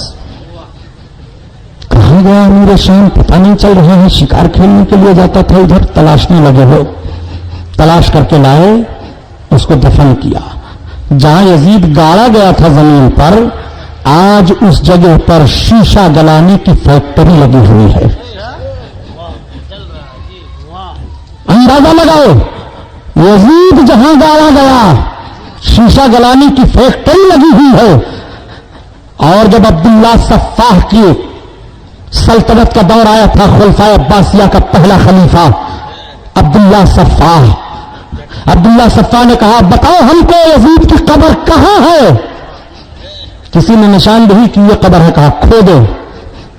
جب اس کی قبر کو کھودوایا تو جلی ہوئی کالی کالی ہڈیاں نکلی، اس کے سوا کچھ نہیں تھا. انجام ذرا دیکھو، اس کی قبر پر اس دور میں شیشہ گلانے کی فیکٹری لگی ہوئی ہے. نام تو لعنتی ملامتی اور کراہیت کے ساتھ آج تاریخوں میں بیان کرنے کے لیے اس کا لیا جا رہا ہے، لیکن نہ اس کے قبر کی نشانی ہے، نہ اس کے دفن ہونے کی نشانی ہے. امام حسین کا روضہ آج بھی عراق میں چمک رہا ہے، آج بھی ان کی چوکھٹ چونی جا رہی ہے، آج بھی انہیں خراج عقیدت پیش کیا جا رہا ہے، آج بھی ان کے قبر پر گنبد بنا کر کے روضہ مبارک کو سونے کے پترے سے مل دیا گیا ہے. یہی حسین کی جیت ہے اور یہی یزید اور یزیدیوں کی ہار ہے.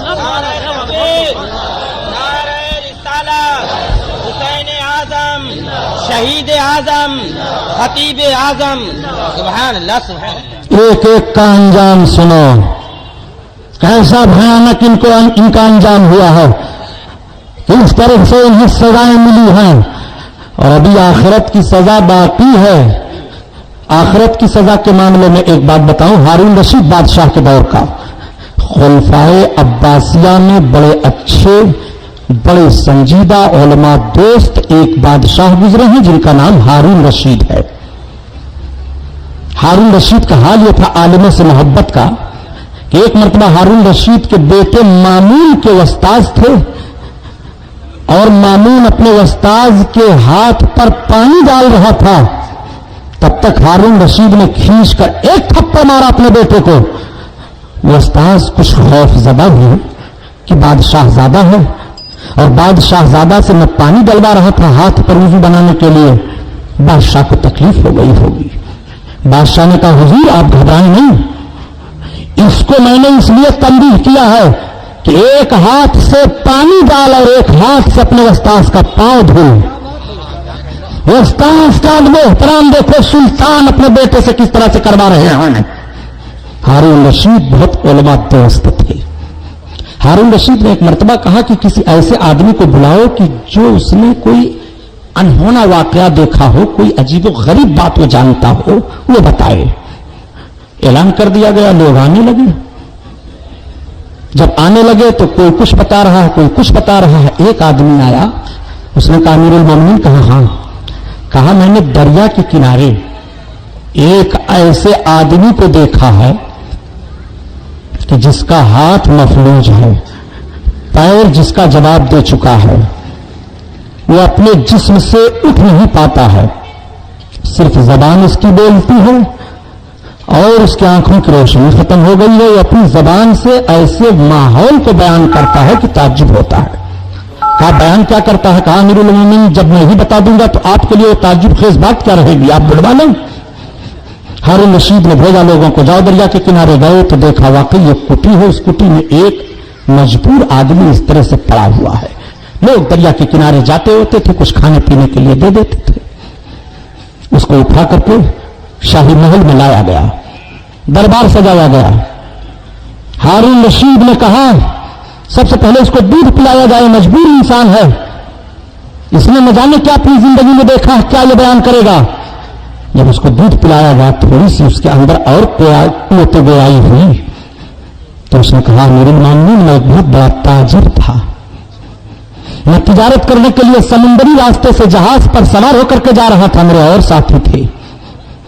जहाज समंदर में चल रहा था, अचानक तूफान आया। अमीरुल मोमिनीन जहाज के तख्ते इधर उधर हो गए।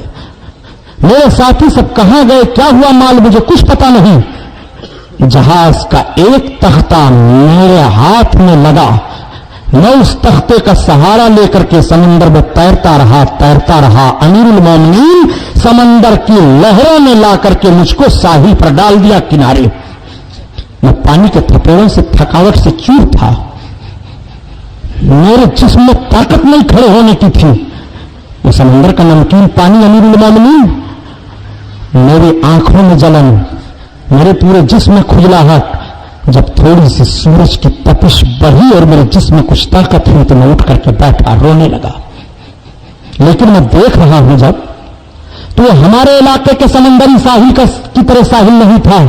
वहां की मिट्टी पीली पीली है, रेत है, न हमारा इलाका है न हमारा जवार है, बिल्कुल समंदर ही समंदर है। एक तरफ सिर्फ यही रेत है और रेत के थोड़ी दूर पर जब मैं और निगाह उठा करके देखा तो कुछ पहाड़ के टीले दिखाई दे रहे हैं। अमीरुल मोमिनीन में आहिस्ता आहिस्ता घसीटते हुए कुछ दूर उठ करके चल करके पहाड़ के किनारे पहुंचा तो एक दरवाजा देखा। जब दरवाजे के करीब पहुंचा तो अचानक दरवाजा खुल गया। अमीरुल मोमिनीन जब मैं उसमें दाखिल हुआ तो एक बड़ा साफ शफाफ पानी का चश्मा देखा, मीठा पानी। अमीरुल मोमिनीन मैं बढ़ा कि मैं पी लूं, तब तक मैं देखता हूं कि लटकाए हुए हैं कुछ लोग, नीचे से आग जल रही है, पानी का चश्मा मौजूद है, प्यास प्यास चिल्ला रहे हैं। अमीरुल मोमिनीन मेरे ज़हन में बात आई कि मैं उनको पानी दे दूं, तब तक गैब से आवाज आई है अल्लाह के बंदे इनके तरफ खबरदार मत जाना। मैं डर गया। मैंने घूम करके देखा तो एक और दरवाजा मैंने देखा। जब इस दरवाजा के करीब पहुंचा तो यह भी खुल गया। मैंने देखा आग जल रही है, लोग लटकाए हुए हैं और शोलों में झुलस रहे हैं, चीख रहे हैं, चिल्ला रहे हैं। मैं चाहा कि मैं इनकी कुछ मदद करूं, मुझे बड़ा रहम आया। अमीरुल मोमिनीन फिर वही निगाह आई, मैं डर गया। अमीरुल मोमिनीन फिर एक दरवाजा दिखाई दिया। जब मैं तीसरे तरफ घूमा और दरवाजे को देखा, दरवाजा खुला तो मैं देखता हूं कि उसमें कुछ लोग लटकाए हुए हैं, और कुछ मारने वाले मार रहे हैं, उनको तो मैं नहीं देख पा रहा था, लेकिन तलवारें चल रही थी, मारे जा रहे हैं, वो चीख रहे हैं, पुकार रहे हैं, मगर उनको मदद देने वाला कोई नहीं है। ये देख करके मैं डरा और बाहर आने लगा। जब मैं बाहर हुआ तो मैंने अर्ज किया, ये परवरदिगार, मेरे मौला, मेरी भी मौत हो जाए, ये मैं क्या देख रहा हूँ। तो निदा आई, ये खुदा के बंदे, जो तूने देखा है कि पानी के चश्मा के करीब लोग मारे जा रहे हैं और पानी के एक एक कतरे के लिए तरस रहे हैं, देख देख करके चिल्ला रहे हैं। ये करबला के मैदान में हुसैन इब्ने अली की तरफ हमला करने वाले लोग थे, उन्हें ये सजा दी जा रही है आलमे बरज़ख में। और जो तूने दूसरा दरवाजा देखा, आग में जल रहे हैं, वो भी इमाम हुसैन के खिलाफ तलवारें चलाने वाले हैं। और जो तूने देखा कि जिसे कत्ल किया जा रहा है और एक फर्द उसमें लटकाया गया है, जिसके नीचे आग जलाई जा रही है, वो यजीद पलीद है। और दूसरे लोगों को तुमने जो जलते हुए देखा है, वो रसूलुल्लाह की सुन्नतें छोड़ने वाले हैं, उनको आजाद दिया जा रहा है, उनको ये सजा दी जा रही है। ए अमीरुल मोमिनीन, उसके बाद मैं वहां से भागा, जब समंदर के करीब आया तो मैं समंदर के करीब पहुंचा ही था कि एक थपेड़ा आया, उस थपेड़े में फिर अचानक चला गया। ए अमीरुल मोमिनीन, फिर ये थपेड़े में मैं लौटता रहा, मेरी आंख बंद हो गई, मुझे कुछ खबर नहीं कि मैं जिंदा हूं कि मुर्दा हूं। फिर उसके बाद मैं समंदर के साहिल पर हूं, जब सूरज की तपिश मुझे लगी है, मैं थोड़ा सा देखने लगा तो मैं देख रहा हूं कि जिस समंदर के साहिल से मैं गया था जहाज से, वहीं मैं पहुंच चुका हूं। मैं घसीट करके अमीरुल मोमिनीन आया, मेरा हाथ मफलूज हो गया, मेरा पैर मफलूज हो गया, मेरी आंखों की रोशनी खत्म हो गई, सिर्फ मेरी जबान बाकी है। मैंने जो अपनी आंख से देखा था, अमीरुल मोमिनीन वो बयान कर रहा हूं। लोग जाते थे, मुझे मजबूर समझ करके खाना पानी दे दिया करते थे। हारून रशीद ने कहा, देख लो, ये अंजाम है उन लोगों का जो लोग हक पर अमल करने वालों के खिलाफ तलवारें उठाए हैं, जो हुसैन इब्ने अली से दुश्मनी किए थे, उनके बच्चों को शहीद किया था। आज आलमे बरज़ख में उनको इस तरह से अजाब किया जा रहा है। सही फरमाया मेरे सरकार ने कि सारे जहन्नमियों पर जो अजाब होगा, उसका आधा अजाब खालिस इमाम हुसैन के कातिलों पर होगा जहन्नम में। ये इमाम हुसैन के कत्ल करने वाले आखिरत में अजाब पाएंगे। दुनिया की रसवाई तो उन्हें मिली ही है, दुनिया की जिल्लत तो उन्हें मिली ही है, दुनिया में तो बदनाम हो ही रहे हैं। क़यामत तक कोई मर्दे मोमिन बंदे खुदा अब यजीद और यजीदियों को तारीफ के जुमले से याद नहीं कर सकता है, उन पर लानत मलामत करता रहेगा, जिल्लत और रुसवाई से उनका नाम लेता रहेगा। यही हुसैन की जीत है, यही यजीद और यजीदियों की मौत और हार और रुसवाई है। आप जरा मुलाहिजा फरमाएं, इस तरह से बहुत सारे मामलात, सारे वाक़यात सामने आते हैं। और मेरे हुसैन की करामतें तो कल भी जाहिर थी, आज भी जाहिर है। करामत सुनाना मकसद नहीं है। भारत की एक तारीख आपके सामने पेश कर दूं, शायद मैंने बयान भी किया हो, आपने सुना भी हो। वाक़या दोहराने का मकसद नहीं है, उस वाक़े से जो दोहरा करके बात ज़हन फिक्र में डालना चाहता हूं, उस नतीजे पर गौर कीजिए। वही जौनपुर है जो उत्तर प्रदेश में एक बहुत बड़ा जिला है। जौनपुर के करीब एक गांव नूरुद्दीनपुर है। नूरुद्दीनपुर में एक सैयद साहब रहते थे। जब मुहर्रम की 10वीं तारीख आती थी तो बहुत वो लुटाते थे, खैरात करते थे, दावतें करते थे, सुबह से शाम तक लंगर जारी रहता था। उनके पड़ोस में एक सुनार था। उसने पूछा, आज कौन सा दिन था? आज 10वीं मुहर्रम के दिन है। वो लोग ये समझते रहे कि इनके मजहबी रहनुमा हजरत इमाम हुसैन है। इस तरह से ज्यादा अपने त्योहार को मनाते हैं। एक रोज सोनार की बीवी ने जब मुहर्रम की 10वीं तारीख आई तो सैयद साहब की बीवी से पूछा, बहन ये खैरात करने का, कपड़े पहनाने का, आप अपने बच्चे के हाथ पर पैसा देकर के गरीबों को देते हैं, ये सब मामला क्या है? तो उनकी बीवी की आंखें भीग गई। उनका पड़ोसन सुन, ये सारा मामला तो हम खराज अकीदत के तौर पर कर ही रहे हैं, अपने आका की बारगाह में नजराना पेश कर रहे हैं, लेकिन जो अपने बच्चे के हाथ पर मुंह पैर रख करके मैं गरीबों को दे रहे हैं, मेरी गोद खाली थी, मेरे घर में कोई चिराग नहीं था, मेरे बुढ़ापे का कोई सहारा नहीं था। 10 मुहर्रम की तारीख आई तो मेरी आंखें भीग गई थी और करबला के ताजदार को मैंने पुकार करके कहा था, ए करबला के ताजदार, आप अपनी अता की भीख का गर्द गुबार हमारी भी गोद में डाल दो। मेरी दुआ कबूल हो गई है, मेरा लाल मेरी गोद में आ गया, मेरे घर बच्चे की पैदाइश हुई। तब तक सुनार की बीवी रोने लगी। सैयद साहब की बीवी ने कहा, रोती क्यों हो? कहा, बहन जिस ताजदार से, महाराजा से आपने भीख मांगी है, क्या मजहब मिल्लत का भी मामला ऐसा होता है क्या ये सिर्फ अपने ही मानने वाले और धर्म के मानने वाले ही को भी खता किया करते हैं? कहा बहन सुनो, वो मसीहा है, उनके दरवाजे पर जो बीमार जाएगा सबका इलाज किया करते हैं।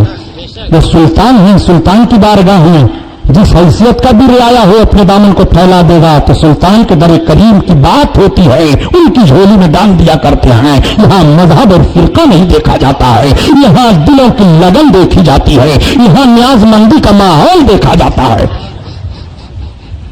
वो औरत रो पड़ी, करबला की तरफ अपने आंचल को उठा करके कहा, करबला के महाराजा, एक दुख की मारी मैं भी हूं, मेरे सरकार मेरी भी गोद को भर दो। आंखों से आंसू टप टप गिर रहे हैं। उसकी भी आरज़ू की तकमील हो गई, करबला के ताजदार का फैज जारी हो गया, हमल के आसार जाहिर हुए, उसके भी घर एक खूबसूरत चांद सी बच्ची पैदा हुई। कोख नहीं खुल रही थी बच्ची की पैदाइश में, उसके घर जश्न मनाया जा रहा है। सोनार ने अपने खजाने की तिजोरी खोल दिया, गरीबों को बांट रहा है, इमाम हुसैन का नाम लेकर के बांट रहा है।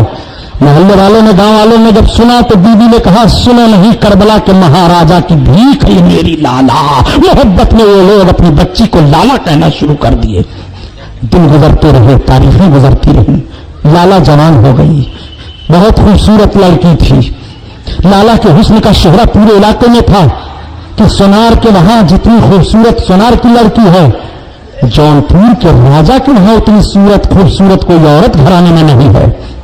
जौनपुर के राजा का लड़का भी जवान हो गया था, उसकी भी शादी की बात चल रही थी। उसने जब सुना तो किसी तरह से लाला को देखना चाहा, देख लिया। इधर लाला की मां ने सैयद साहब की बीवी से कहा, बहन अब अपनी लाला के लिए मैं कोई रिश्ता तलाश कर रही हूं, रिश्ता अगर मिल जाता तो मुनासिब रिश्ता कर दिया जाता। एक रिश्ता मिल गया, एक सोनार का लड़का मिला, उसकी मां थी, वो लड़का था। दोनों देख करके आए, पसंद कर लिए, शादी की तारीख मुतय्यन हो गई। इधर लाला की शादी की तारीख मुतय्यन होती है, उधर जौनपुर की रानी ने खबर भेजा, सोनार तुम अपनी बेटी का रिश्ता मेरे बच्चे से कर दो। सोनार के कदमों के नीचे से जमीन खिसकने लगी। मैं सोनार हूं, आप महारानी हैं, मैं सोनार हूं, आपका खानदान रजवाड़ा खानदान है, यह शोभ नहीं देता है, यह जेब नहीं देता है। इनकार कर दिया सोनार ने। इनकार करने की सूरत में रानी को पेश आया, उसने अपने बच्चे से कहा, सुनो, जिस दिन उसकी लाला दुल्हन बन करके निकले पता लगाते रहो, रास्ते में अपनी फौजियों को लेकर के जाओ और दूल्हे को मार दो, सोनार की लड़की को अपने महल में लाओ, रानी बना करके रखो, ये मैं तुम्हें हुक्म देती हुई। लड़के ने तैयारी कर ली, अपने सिपाहियों को बुलाया, शादी की तारीख आ गई, लाला की बारात से सजा करके आई, लाला दुल्हन बनाई गई, लाला को पालकी में रखा गया। गांव वालों ने भीगी पलकों की छांव में मोहब्बत के अंदाज में लाला को रुखसत किया, लाला अपने घर जा रही है। लाला की मां ने रुखसत करते करते कहा, बेटी जब तेरे ऊपर कोई मुसीबत आएगी तो तुम मुझे कह देती हूं, या हुसैन तू कह दिया करना, करबला के महाराजा का नाम तू लिया करना, बेटी लाला मैं तुझे यही वसीयत कर रही हूं। लाला या हुसैन कह करके पालकी में बैठ रही है। लाला कलमा पढ़ने वाली लड़की नहीं है, लाला या हुसैन कह करके बैठ रही है, और बैठती हुई लाला चली जा रही है, बारात चली जा रही है, लोग चले जा रहे हैं। जब जंगल की झाड़ियों में पहुंचे तो अचानक बारातियों पर हमला हुआ। हमले का होना था, सब तितर-बितर हो गए, इधर उधर हो गए। लाला के दूल्हे को लाला के सामने कत्ल किया गया, लाला को गिरफ्तार किया गया। लाला पुकार उठी, ए करबला के महाराजा, मेरी मां ने बताया था, मैं तो नहीं जानती हूं कि आप कौन महाराजा करबला के हैं, लेकिन बताया था लाला तेरे ऊपर कोई मुसीबत आएगी तो करबला के महाराजा हुसैन को पुकार लेना। ए हुसैन हमारी मदद करो, ए हुसैन हमारी आबरू बचाओ, ए हुसैन हमारी मदद करो। बोल रही है, तब तक देख क्या रही है लाला कि सफेद पोश घोड़े पर सवार अल्लाह के खूबसूरत बंदे चले आ रहे हैं। उनकी तलवार चमकी, अचानक तलवार का चमकना था, सारे लोग लोग भागते चले जा रहे हैं, कोई नहीं दिखाई दिया, सब छोड़ छाड़ करके भाग गए। अब वो खूबसूरत अल्लाह के बंदे सामने खड़े हैं, लाला को बेहोशी तारी हो गई है। थोड़ी देर के बाद लाला को होश आया, लाला अपनी आंखों से देख रही है। लाला ने देखा क्या? लाला बयान करती है, मैंने ये देखा, मेरे शौहर के सर को उठाया और गर्दन से लगा दिया, मेरा शौहर जिंदा होकर के बैठ गया। अब जब दोनों जिंदा होकर के बैठे तो रो रहे हैं। इधर नूरुद्दीनपुर गांव में खबर पहुंच गई कि लाला की बारात जा रही थी, रानी के सिपाहियों ने घेर लिया है, कुछ बारातियों को मारा, कुछ भाग गए और लाला के दूल्हे को कत्ल कर दिया। पूरे गांव वाले टूट पड़ते हैं, इलाके जवार वाले टूट पड़ते हैं। जब जाकर के देखा तो खून की छींटें जमीन पर दिखाई दे रही हैं, सामान बिखरा हुआ पड़ा दिखाई दे रहा है। लाला बैठी रो रही है, दूल्हा रो रहा है। जब लोगों से लाला से पूछना शुरू किया तो लाला ने पूरी कैफियत बयान की और लाला ने कहा, मेरी माँ तूने कहा था करबला के ताजदार को पुकारना, मेरी माँ तूने कहा था या हुसैन कहना, मैंने उन्हीं का नाम लिया था। तब तक लाला के माँ बाप ने कहा, ए हुसैन करबला के महाराजा, आपका धर्म सही है, आपका धर्म सच्चा है, मैं मुसलमान हो रही हूँ। कलमा पढ़ करके मुसलमान हो गए, इस्लाम कबूल कर लिया। ये करामत हुसैन है, यही हुसैन की जीत है, यही यजीद और यजीद के मानने वालों की हार है। कत्ले हुसैन असल में मर गए यजीद है, इस्लाम जिंदा होता है हर करबला के बाद। 140 बरस पहले का ये वाकया है, जौनपुर की सरजमीन का। इसीलिए जोश में लिहाबाती ने कहा, इंसान को बेदार तो हो लेने दो, हर कौन पुकारेगी हमारे हैं हुसैन, हर कौन पुकारेगी हमारे हैं हुसैन।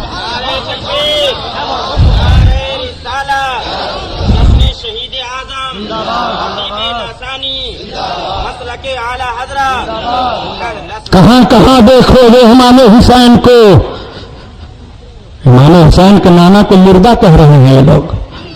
खड़े होकर के सलाम पहले तो बिदाती हो गए। ये बिदाती नहीं है बेचारे, मिलाद करना बिदात है, इज्तिमा करना क्या है? सुन्नत है। जिस तरह इज्तिमा आप कर रहे हैं, रसूलुल्लाह और आपके सहाबा ऐसे करते थे। हम पर तो आप कह देते हो कि जिस तरह सुबहानी साहब तुम लोग मिलाद की महफिल मजलिस मुहर्रम करते हो, क्या सहाबा ये करते थे? क्या रसूल ये करते थे? तो मुश्किल जी जैसे आप करते हैं, क्या इस तरह करते थे? क्या जिस तरह मस्जिद आप बना रहे हैं इस तरह करते थे? क्या जिस तरह कुरान आप छाप रहे हैं सहाबा ने इस तरह से छापा था? ये सब सारी चीजें क्यों आई हैं? लो आप तो सहाबा के खिलाफ कर रहे हैं, आप सहाबा की बिदात को अपनाए हुए हैं। हजरत उमर फारूक आजम ने औरतों को जमात से नमाज पढ़ने पर रोका था, मस्जिद नबवी में रोका था कि नहीं? पूछो इन मौलवियों से। रसूलुल्लाह के खलीफा हजरत उमर फारूक आजम हैं, उन्होंने औरतों को जमात से रोका था नमाज पढ़ने से कि नहीं? जब रसूलुल्लाह के खलीफा उमर फारूक आजम ने रोक दिया, तुम कौन होते हो औरतों को जमात से नमाज पढ़ाने वाले? उल्टी तुम्हारी तारीख, मस्जिद की बदमाश औलादें जिससे हमें फिक्र रख रही हैं, उनसे मैं पूछता हूं, जब हजरत उमर फारूक आजम ने औरतों को रोका तो औरतों ने एहतजाज किया। उम्मुल मोमिनीन हजरत आयशा सिद्दीका के पास गई,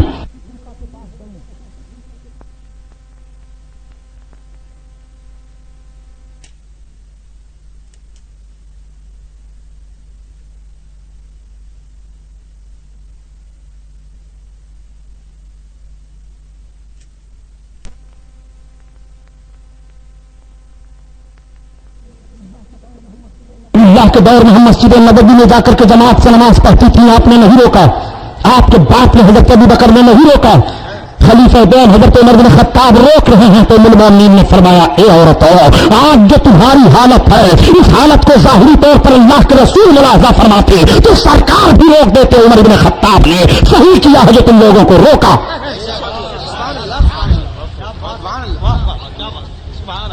ये बिदात किया हजरत उमर फारूक आजम ने कि नहीं?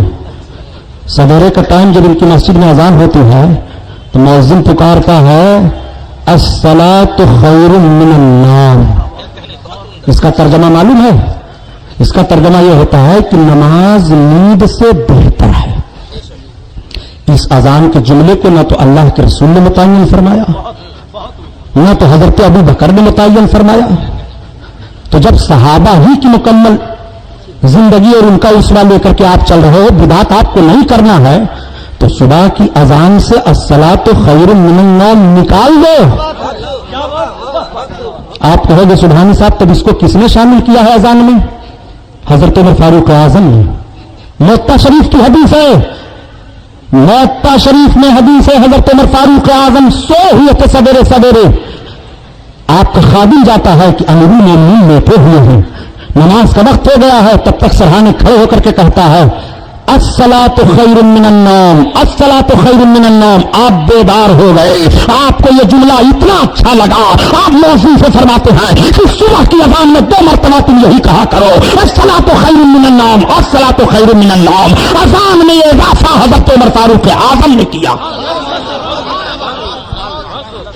और सुनो, कितनी बातें बताई जाएं कि कितनी बातों को रसूलुल्लाह के ज़ाहिरी हयात के बाद इस्लामी कानून में सहाबा ने ला करके दाखिल किया। तरावी की बात तो आप सुनते ही रहते हो, 20 रकात तरावी जमात के साथ हजरत फारूक आजम ने मुतय्यन फरमाया। जुमा में जो 2 अजानें दी जाती हैं, अजान सानी दी जाती है, पहली अजान दी जाती है, अजान सानी जो दी जाती है दूसरी अजान, ये हजरत उस्मान गनी ने रवाज दिया। जबान से जो आप कहते हो कि नियत की मैंने 2 रकात नमाज जोहर, 4 रकात नमाज जोहर फर्ज, तो जबान से नियत के अल्फाज कहना, इसको हजरत अबू बकर सिद्दीक ने राइज फरमाया। जरा बिदातों की फहरिस्त में तो मरतब कर लो मौलवी साहब। इज्तिमा में तुम रसूलुल्लाह का जिक्र करते हो, उसका नाम इज्तिमा करार देते हो।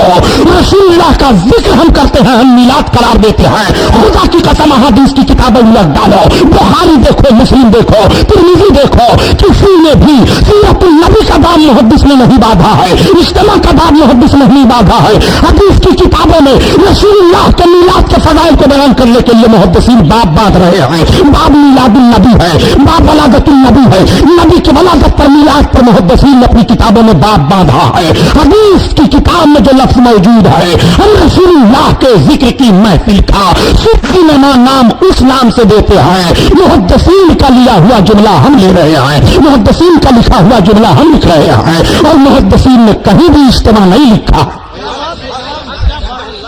इज्तिमा ये करें तो सब जायज है, और आपको हदे मजलिस मुहर्रम है, जिक्र शुहदाए करबला है।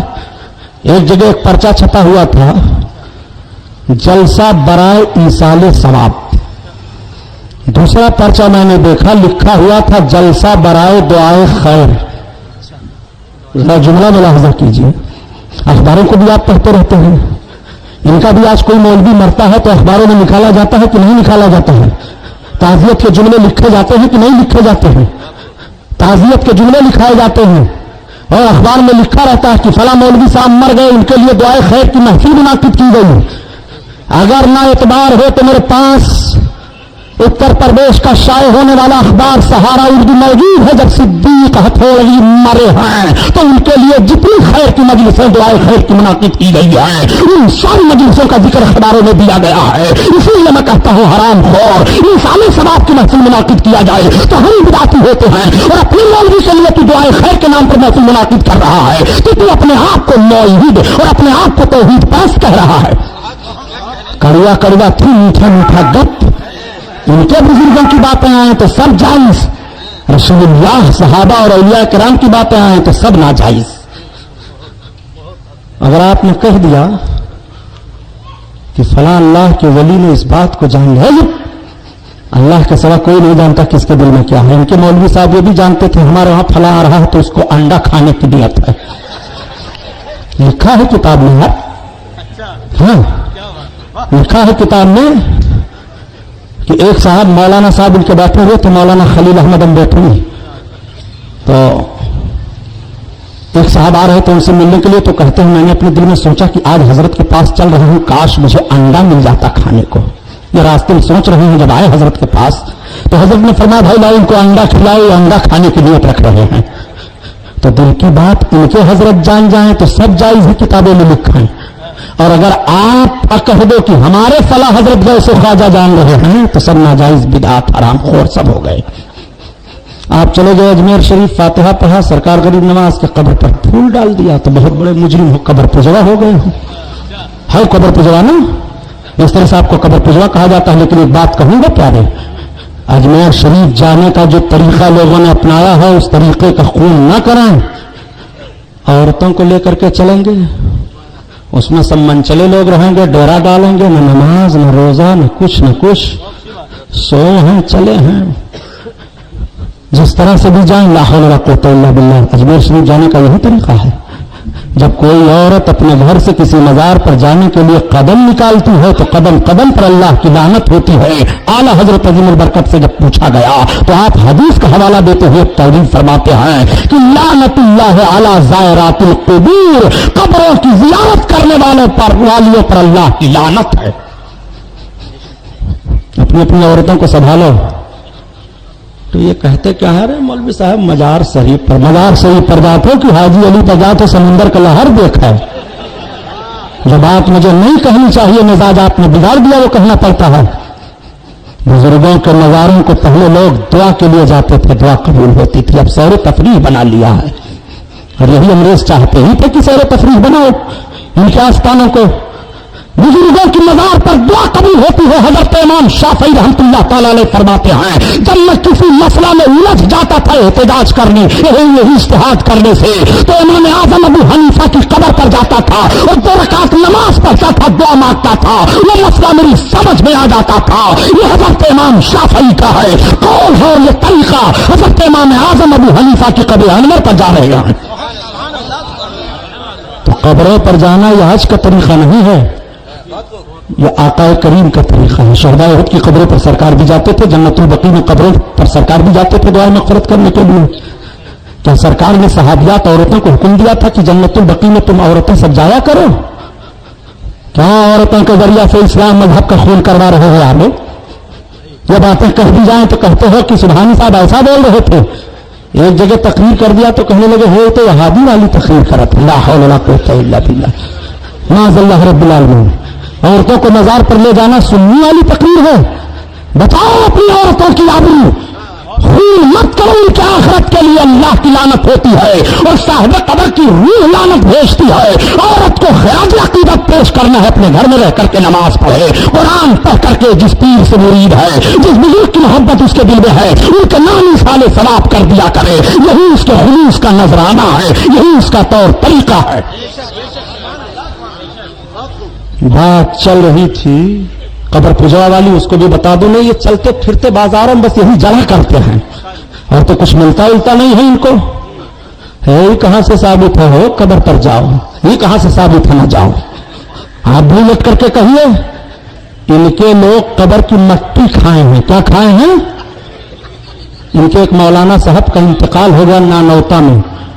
जब वो मौलाना साहब मर गए तो उनको लोग दफन करके आए तो लोग जाते थे, जूड़ी बुखार फैल गया नानौता में, तो बजाय गोली टिबलट लाने के जाते थे और उनके मौलाना साहब की कब्र की मट्टी उठाते थे, खाते थे, बुखार उतर जाता था। कब्र की मट्टी खाएं तो बुखार उतर जाए, हम कब्र पर चले जाएं तो कब्र पुजवा हो जाए और आप कब्र की मट्टी खाओ तो कब्र खौआ आपको ना कहा जाए। कब्रें खाने वाले लोग अपने घर की तलाशी लो। आज भी कब्रें ये खा रहे हैं। साबित कर दूं कैसे कब्रें खा रहे हैं। चाहिए कि जितने वहाबी देवबंदी गैर मुक़ल्लिदीन हैं सब दिल्ली में बोर्ड में एहतजाज करें कि हमारे औलिया किराम की दरगाहों की नीलामी ना की जाए, अजमेर शरीफ की दरगाह नीलाम ना की जाए, बहराइच फतेहपुर सिकरी की जो दरगाह है नीलाम ना की जाए। आज कब्रों की नीलामी वक्फ बोर्ड से हो रही है और नीलामी का पैसा यही खा रहे हैं जो कब्रों पर जाने के लिए बिदअत का फतवा लगा रहे हैं। कल तुम कब्रों की मट्टी खा रहे थे, आज कब्रों को औलियों के बेच बेच करके खा रहे हो। ये जुमला कह दिया जाए, आपको मालूम नहीं है ये बात से। एक साहब हमसे बनारस में बहस करने लगे, वो बहुत अजीब बहस थी, उस पर ऐसे खामोश हो कि बिल्कुल चुप हो गए। कहने लगे साहब आपने बहुत सख्त जुमला कहा, सुभान साहब ऐसा नहीं कहना चाहिए। हमने कहा कब्रों को नीलाम करते हो, झूठे हो। कहा बिल्कुल गलत आपने कह दिया, आप आलिम होकर के अपनी जबान को संभालते नहीं, मैं झूठा हूं। अरे हमने कहा लाइसेंसी झूठे हो। तब तो कुछ लोग और थे, कहा मौलवी साहब आप सख्त बोल रहे हैं भाई, अरे आप भी मौलवी हैं, ये भी मौलवी हैं, आप इनको झूठा कह रहे हैं। हमने कहा यार रजिस्टर्ड है इनका झूठ। तो लोग चौंके। हमने कहा बताऊं, ये कहते हैं मैं अहले हदीस हूं। तो हिंदुस्तान में अहले हदीस फिरका गवर्नमेंट के नजदीक कोई नहीं है। गवर्नमेंट के नजदीक मुसलमान और बनाम मुसलमान दो फिरके हैं, एक अहले सुन्नत व जमात, दूसरे शिया। शियों का वह बोर्ड अलग है, मस्जिदें अलग हैं, उनका मामला अलग है। अहले सुन्नत जमात का मामला अलग है, इनकी मस्जिदें अलग हैं। अब इसी अहले सुन्नत में ये सब शामिल हैं, हैं कि नहीं शामिल? बंबई में जितना कब्रिस्तान है, किसी कब्रिस्तान पर लिखा है यहाँ भी कब्रिस्तान? अरे यार, हम कल नारियल बाड़ी में गए थे तो मुझे जहन में एक बात आई कि इस इलाके में या बंबई के दूर दूर जहां जितने लोग हैं, जब इनके मुर्दे मरते होंगे तो वो भी तो इसी कब्रिस्तान में लाते होंगे दफन करने के लिए, जहां तमाम रोजे बने हैं, तमाम कब्रें पुख्ता बनी हैं, तमाम लोग फातिहा पढ़ रहे हैं, चरागन कर रहे हैं, खुशबू सुलगा रहे हैं, खैरात कर रहे हैं। तो क्या वहाबी भी आते हैं, देवबंदी भी आते हैं? पता चला पता नहीं वो आते हैं कि नहीं आते हैं। तो आप अपने कब्रिस्तान को अलग कर लो और लिख दो वहाबी कब्रिस्तान है, कोई सुन्नी नहीं जाएगा आपके कब्रिस्तान में जनाजा लेकर। हमको मसला बताने की जरूरत ही नहीं पड़ेगी यार। सुनो, जो मैंने कहा रजिस्टर झूठे हो। उत्तर प्रदेश में मौलवी आलिम का बोर्ड से इम्तिहान होता है, इलाहाबाद बोर्ड से। तो जब फार्म भरा जाता है इम्तिहान देने का तो इस पर लिखते हैं सुन्नी, लिखा रहता है उस पर कि आप सुन्नी हैं कि शिया हैं। जैसे आज आप जब अपना आइडेंटिटी कार्ड बनवाते हैं तो आपको लिखना पड़ता है जात, तो आप लिख देते हैं इस्लाम। तो जब बोर्ड के इम्तिहान का फार्म भरते हैं तो इस पर लिखा रहता है सुन्नी या शिया। अगर शिया का बच्चा भर रहा है तो सुन्नी पर लकीर खींच देता है, और अगर सुन्नी का बच्चा भर रहा है तो शिया पर लकीर खींच देता है। अब जब ये बैठता है इम्तिहान देने के लिए तो दीनियात का पर्चा फ़िक़्ह हनफी का पर्चा बन करके आता है। तुम जब इम्तिहान दे रहे हो तो सुन्नी बन करके दे रहे हो, और कापैया नजर की सरजमीन पर कहते हैं हम अहले हदीस हैं, हम आमिल बिल हदीस हैं। तुम्हारी माँ ने दूध पिलाया है तो उत्तर प्रदेश के गैर मुक़ल्लिद मौलवियों से कहो, जब वो अपना पर्चा इम्तिहान का इलाहाबाद बोर्ड से भराएं तो उस पर लिख दें सुन्नी की जगह पर आमिल बिल हदीस। खुदा की कसम फार्म खारिज कर दिया जाएगा और तुम्हें तस्लीम ही नहीं किया जाएगा। हुकूमत के लोग बोल पाएंगे आलिम बिल हदीस, यहां कोई फिरका नहीं है। मौलवी साहब झूठे हो कि नहीं? चुप। आप बरेलवियों की आदत होती है भाई एक से एक नुक्ता पकड़े रहते हैं। हमने कहा नुक्ता है, ये सौटा है, सौटा। जब हुकूमत मारेगी तो एक हो जाओ। बंबई में फसाद हो रहा है, सब एक हो जाओ, कुछ न बोलो। ये दुकान मकान सब चला गई। दूसरों के मुकाबले में जब दुकान मकान जले तब कांधे से कांधा मिला लो, कुछ न बोलो। और जब रसूलुल्लाह के आबरू की बात आए तो कांधे से कांधा नहीं मिलाते हो। जब हुसैन की शहादत के जिक्र का मामला आए तो खराज अकीदत पेश करने के लिए कांधे से कांधा नहीं मिलाते हो। जालिम कड़वा कड़वा तू और मीठा मीठा गप तुम सब में हमें देते, नहीं फरियाद हम करते, नहीं खुलते राजे सरबस्ताना ये रुसवाइयां होती। जब ये आपको कहो कब्र पुजरा तो कह दो कहिए कब्र खैया। मारपीट होगी तो हमारे पास आइएगा।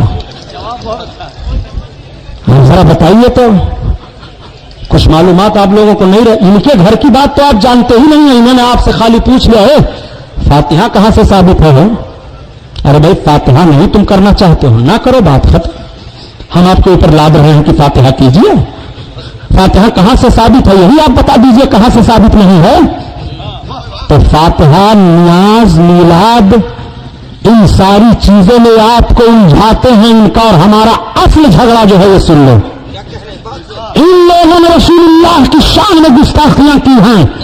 इन्होंने मौलवियों ने अपनी किताब में लिखा है माज़अल्लाह रब्बिल आलमीन की जैसा इल्म गैब रसूलुल्लाह को है ऐसा इल्म जानवर और पागल को है। उठाओ किताब हिफ्ज़ुल ईमान को देखो, उसका सफ़हा 7 है। बराहीन कातिया में इन्होंने लिखा है कि रसूलुल्लाह सल्लल्लाहु अलैहि वसल्लम का इल्म के ज्यादती के लिए कुरान से कोई सबूत नहीं है, और शैतान और मलकल मौत के इल्म की ज्यादती का सबूत कुरान से है। उठाओ बराहीन कातिया देखो, इन्होंने तहज़ीरुन नास में लिखा है कि बिलफर्ज अगर बाद जमाने नबी कोई नबी पैदा हो जाए तो मोहम्मद की खातमियत में फर्क नहीं आएगा। उठाओ तहज़ीरुन नास किताब देखो, इन्हीं किताबों पर हिंदुस्तान में मुसलमानों का शियादा मुंतशिर हुआ। मुसलमान फिरके फिरके में बट गया, वरना ये मुसलमान जब हिंदुस्तान में आया تھا محمد بن قاسم کی فوج آ رہی ہے سنی ہے, شہاب الدین غوری آ رہی ہے سنی ہے, علاء الدین خلجی آ رہے ہیں سنی ہیں, ظہیر الدین بابر آ رہے ہیں سنی ہیں, اورنگزیب عالمگیر آ رہے ہیں سنی ہیں, حضرت غازی مسعود بہرائچی آ رہے ہیں سنی ہیں, یہ ساری تاریخیں پڑھی, سلطان شیر شاہ سوری آ رہے ہیں سنی ہیں, یہ مغل سلاطین کے اکبر کے علاوہ جتنے آ رہے ہیں سب کے سب سنی ہیں. بلکہ اکبر کا بھی طریقہ یہ تھا کہ اولیاء کرام کے مزارات پر جایا کرتا تھا.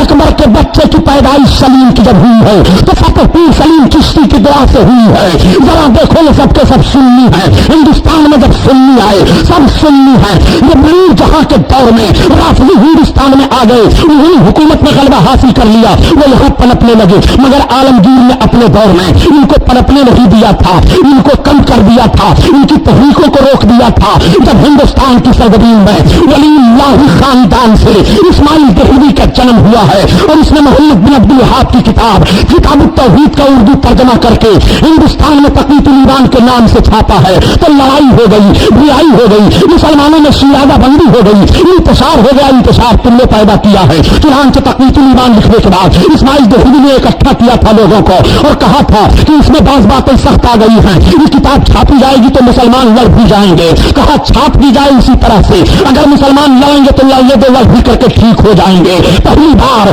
کلکتہ فورٹ ولیم کالج کے تعاون سے تقیت الایمان کتاب چھاپی جا رہی ہے. مسلمانوں کا شیعہ تم نے منتشر کیا ہے, اتحاد تم نے ختم کیا ہے, ورنہ بھارت کا مسلمان تو امام حسین کا نام لیتا ہوا سمندروں کو پار کرتا ہوا آیا تھا اور اس نے یہ نعرہ دیا تھا قتل حسین اصل میں مرگ یزید ہے, اسلام زندہ ہوتا ہے ہر کربلا کے بعد. انسان کو بیدار تو ہو لینے دو, ہر قوم پکارے گی ہمارے ہیں حسین, ہمارے ہیں حسین. یہ محفل نور زندہ باد, پائندہ باد.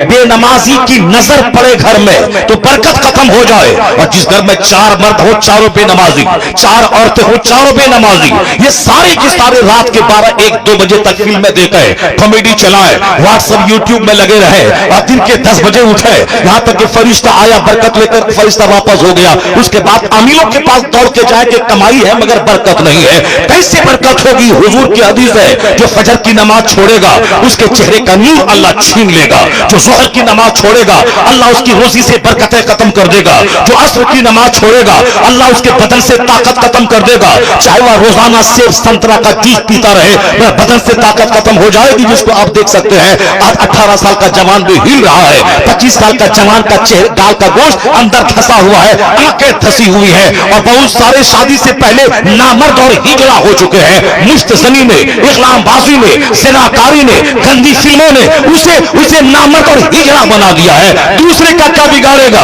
جو پبجی گیم کھیلتا ہو, جو گندے مناظر دیکھتا ہو, وہ تو دوسروں کا نقصان تو بعد میں کرے گا, وہ اپنی صحت کا نقصان کرتا ہے, وہ اپنی جوانی کو تباہ کرتا ہے, وہ اپنی مستقبل کو برباد کرتا ہے. اس لیے مولوی تیرا دشمن نہیں ہے جو تجھے ان باتوں سے روک کر تجھ سے دشمنی کر رہا ہے. مولوی سے بڑا شبھ چنتک دنیا میں کوئی نہیں ہے. دوسرے آدمی کو تو گالی دے وہ تجھ سے بدلہ لیتا ہے, دوسرے آدمی کو مارنے کی بات کر وہ تجھ سے بدلہ لیتا ہے. لیکن اس دھرتی پر ایک گروہ ہے مولانا کا, اگر تو بولتا ہے مسجد سے میں نکال دوں گا, مگر یہ جمعہ کے خطاب میں یہ نہیں بولتا ہے جاؤ تو جہنم میں بے وضو نماز پڑھا دوں گا, یہ نہیں بولتا ہے. یہ کہتا ہے تیرے گلے میں جو سونے کا لاکٹ ہے یہ پہننا حرام ہے, یہ جہنم جانے کا ذریعہ ہے. یہ ہاتھ میں جو سونے کی چین ہے یہ پہننا حرام ہے. یہ جو ایک وقت کی نماز چھوڑنا حرام ہے, تو اسے بھگانے کی بات کر رہا ہے یا تیرے جنت لے جانے کی بات کر رہا ہے؟ تو اسے مارنے کی بات کر رہا ہے یہ تجھے حرام و حلال کی بات کر رہا ہے. پتا یہ چلا اصل میں شبھ چنتک خیر خواہ جسے کہتے ہیں, تو دشمنی کر, ان کی جگہ کے خلاف ہو جا, اسے بھگانے کی بات کر, مگر یہ تیرے جنت جانے کی بات کرتا ہے, تیری صحت کی بات کرتا ہے, تیری آبادی کی بات کرتا ہے. تو گالیاں سن کر جو تیری رحمت کی دعا کرے, اس دھرتی پر نہ کوئی نیتا ہے اور نہ کوئی IAS آفیسر ہے, اگر کوئی گروہ ہے تو وہ علماء کی جماعت ہے جو گالیاں سننے کے بعد بھی تجھے جنت کا راستہ دکھاتا ہے, تجھے جنت کا راستہ دکھاتا دکھاتا ہے. یہ واحد گروہ ہے عالموں کا. اس لیے خطاب میں کبھی کوئی تمہارے خلاف کوئی بات نہیں کرتا کہ تم چاہے جیسے کہ جاؤ جہنم میں, ہم کو اس سے کیا مطلب ہے, نماز چھوڑ دو چلے گا, روزہ چھوڑ دو چلے گا, ایسی باتیں کوئی نہیں کرتا ہے. وہ ہمیشہ ہماری بدنگاہ, ہماری بدعملی پہ سرزنش کرتا رہتا ہے, تنبیہ کرتا رہتا ہے, بدعملی کی تنقید کرتا رہتا ہے. تو میں آپ سے کہنا چاہتا ہوں کہ آج ان علماء کی قدر کم ہو گئی, اس لیے دنیا کی ہوس ہمارے دل دماغ میں زیادہ ہو گئی, اور آج ہمارے گھر کا سب سے کمزور ٹاپک آخرت ہے. میڈیکل سائنس کا چرچا ہے, کرکٹ کا چرچا ہے, فلم کا چرچا ہے, ڈاکٹر بنانے کا چرچا ہے, الیکشن جیتنے کا چرچا ہے, زمین خریدنے کا چرچا ہے, صاحب شادی بیاہ کا چرچا ہے, اپنی بیٹی کو پڑھا لکھا کے ڈاکٹر بنانے کا چرچا ہے. کوئی اپنے گھر میں ایک منٹ بھی بیٹھ کر آخرت کی بات نہیں بولتا. کئی لاکھ مسلمانوں کی بیٹیاں مشرکوں کے ساتھ بھاگ گئی. اس کے ذمہ دار یہ باپ ہے جو اپنی بیٹی کو کبھی آخرت اور جنت اور ایمان کا مہتو نہیں بتایا. اپنی بیٹی کو صرف فلمی زندگی, مال والی زندگی, آسائش والی زندگی, تو پھر تو وہ آسائش کے چکر میں کافروں کے پاس جانا پڑے, وہ چلی گئی. آپ نے کب بتایا ہے کہ اصل میں ایمان سب سے بڑی چیز ہے؟ دنیا ملے نہ ملے, اگر ایمان سلامت ہے سب سے بڑا وہ دھنواد ہے. دنیا کی زندگی عارضی, فانی اور وقتی ٹیمپرری ہے, اصل دائمی زندگی آخرت کی ہے. اگر آپ بھٹی میں پلا دیتے, اگر کوئی دشمن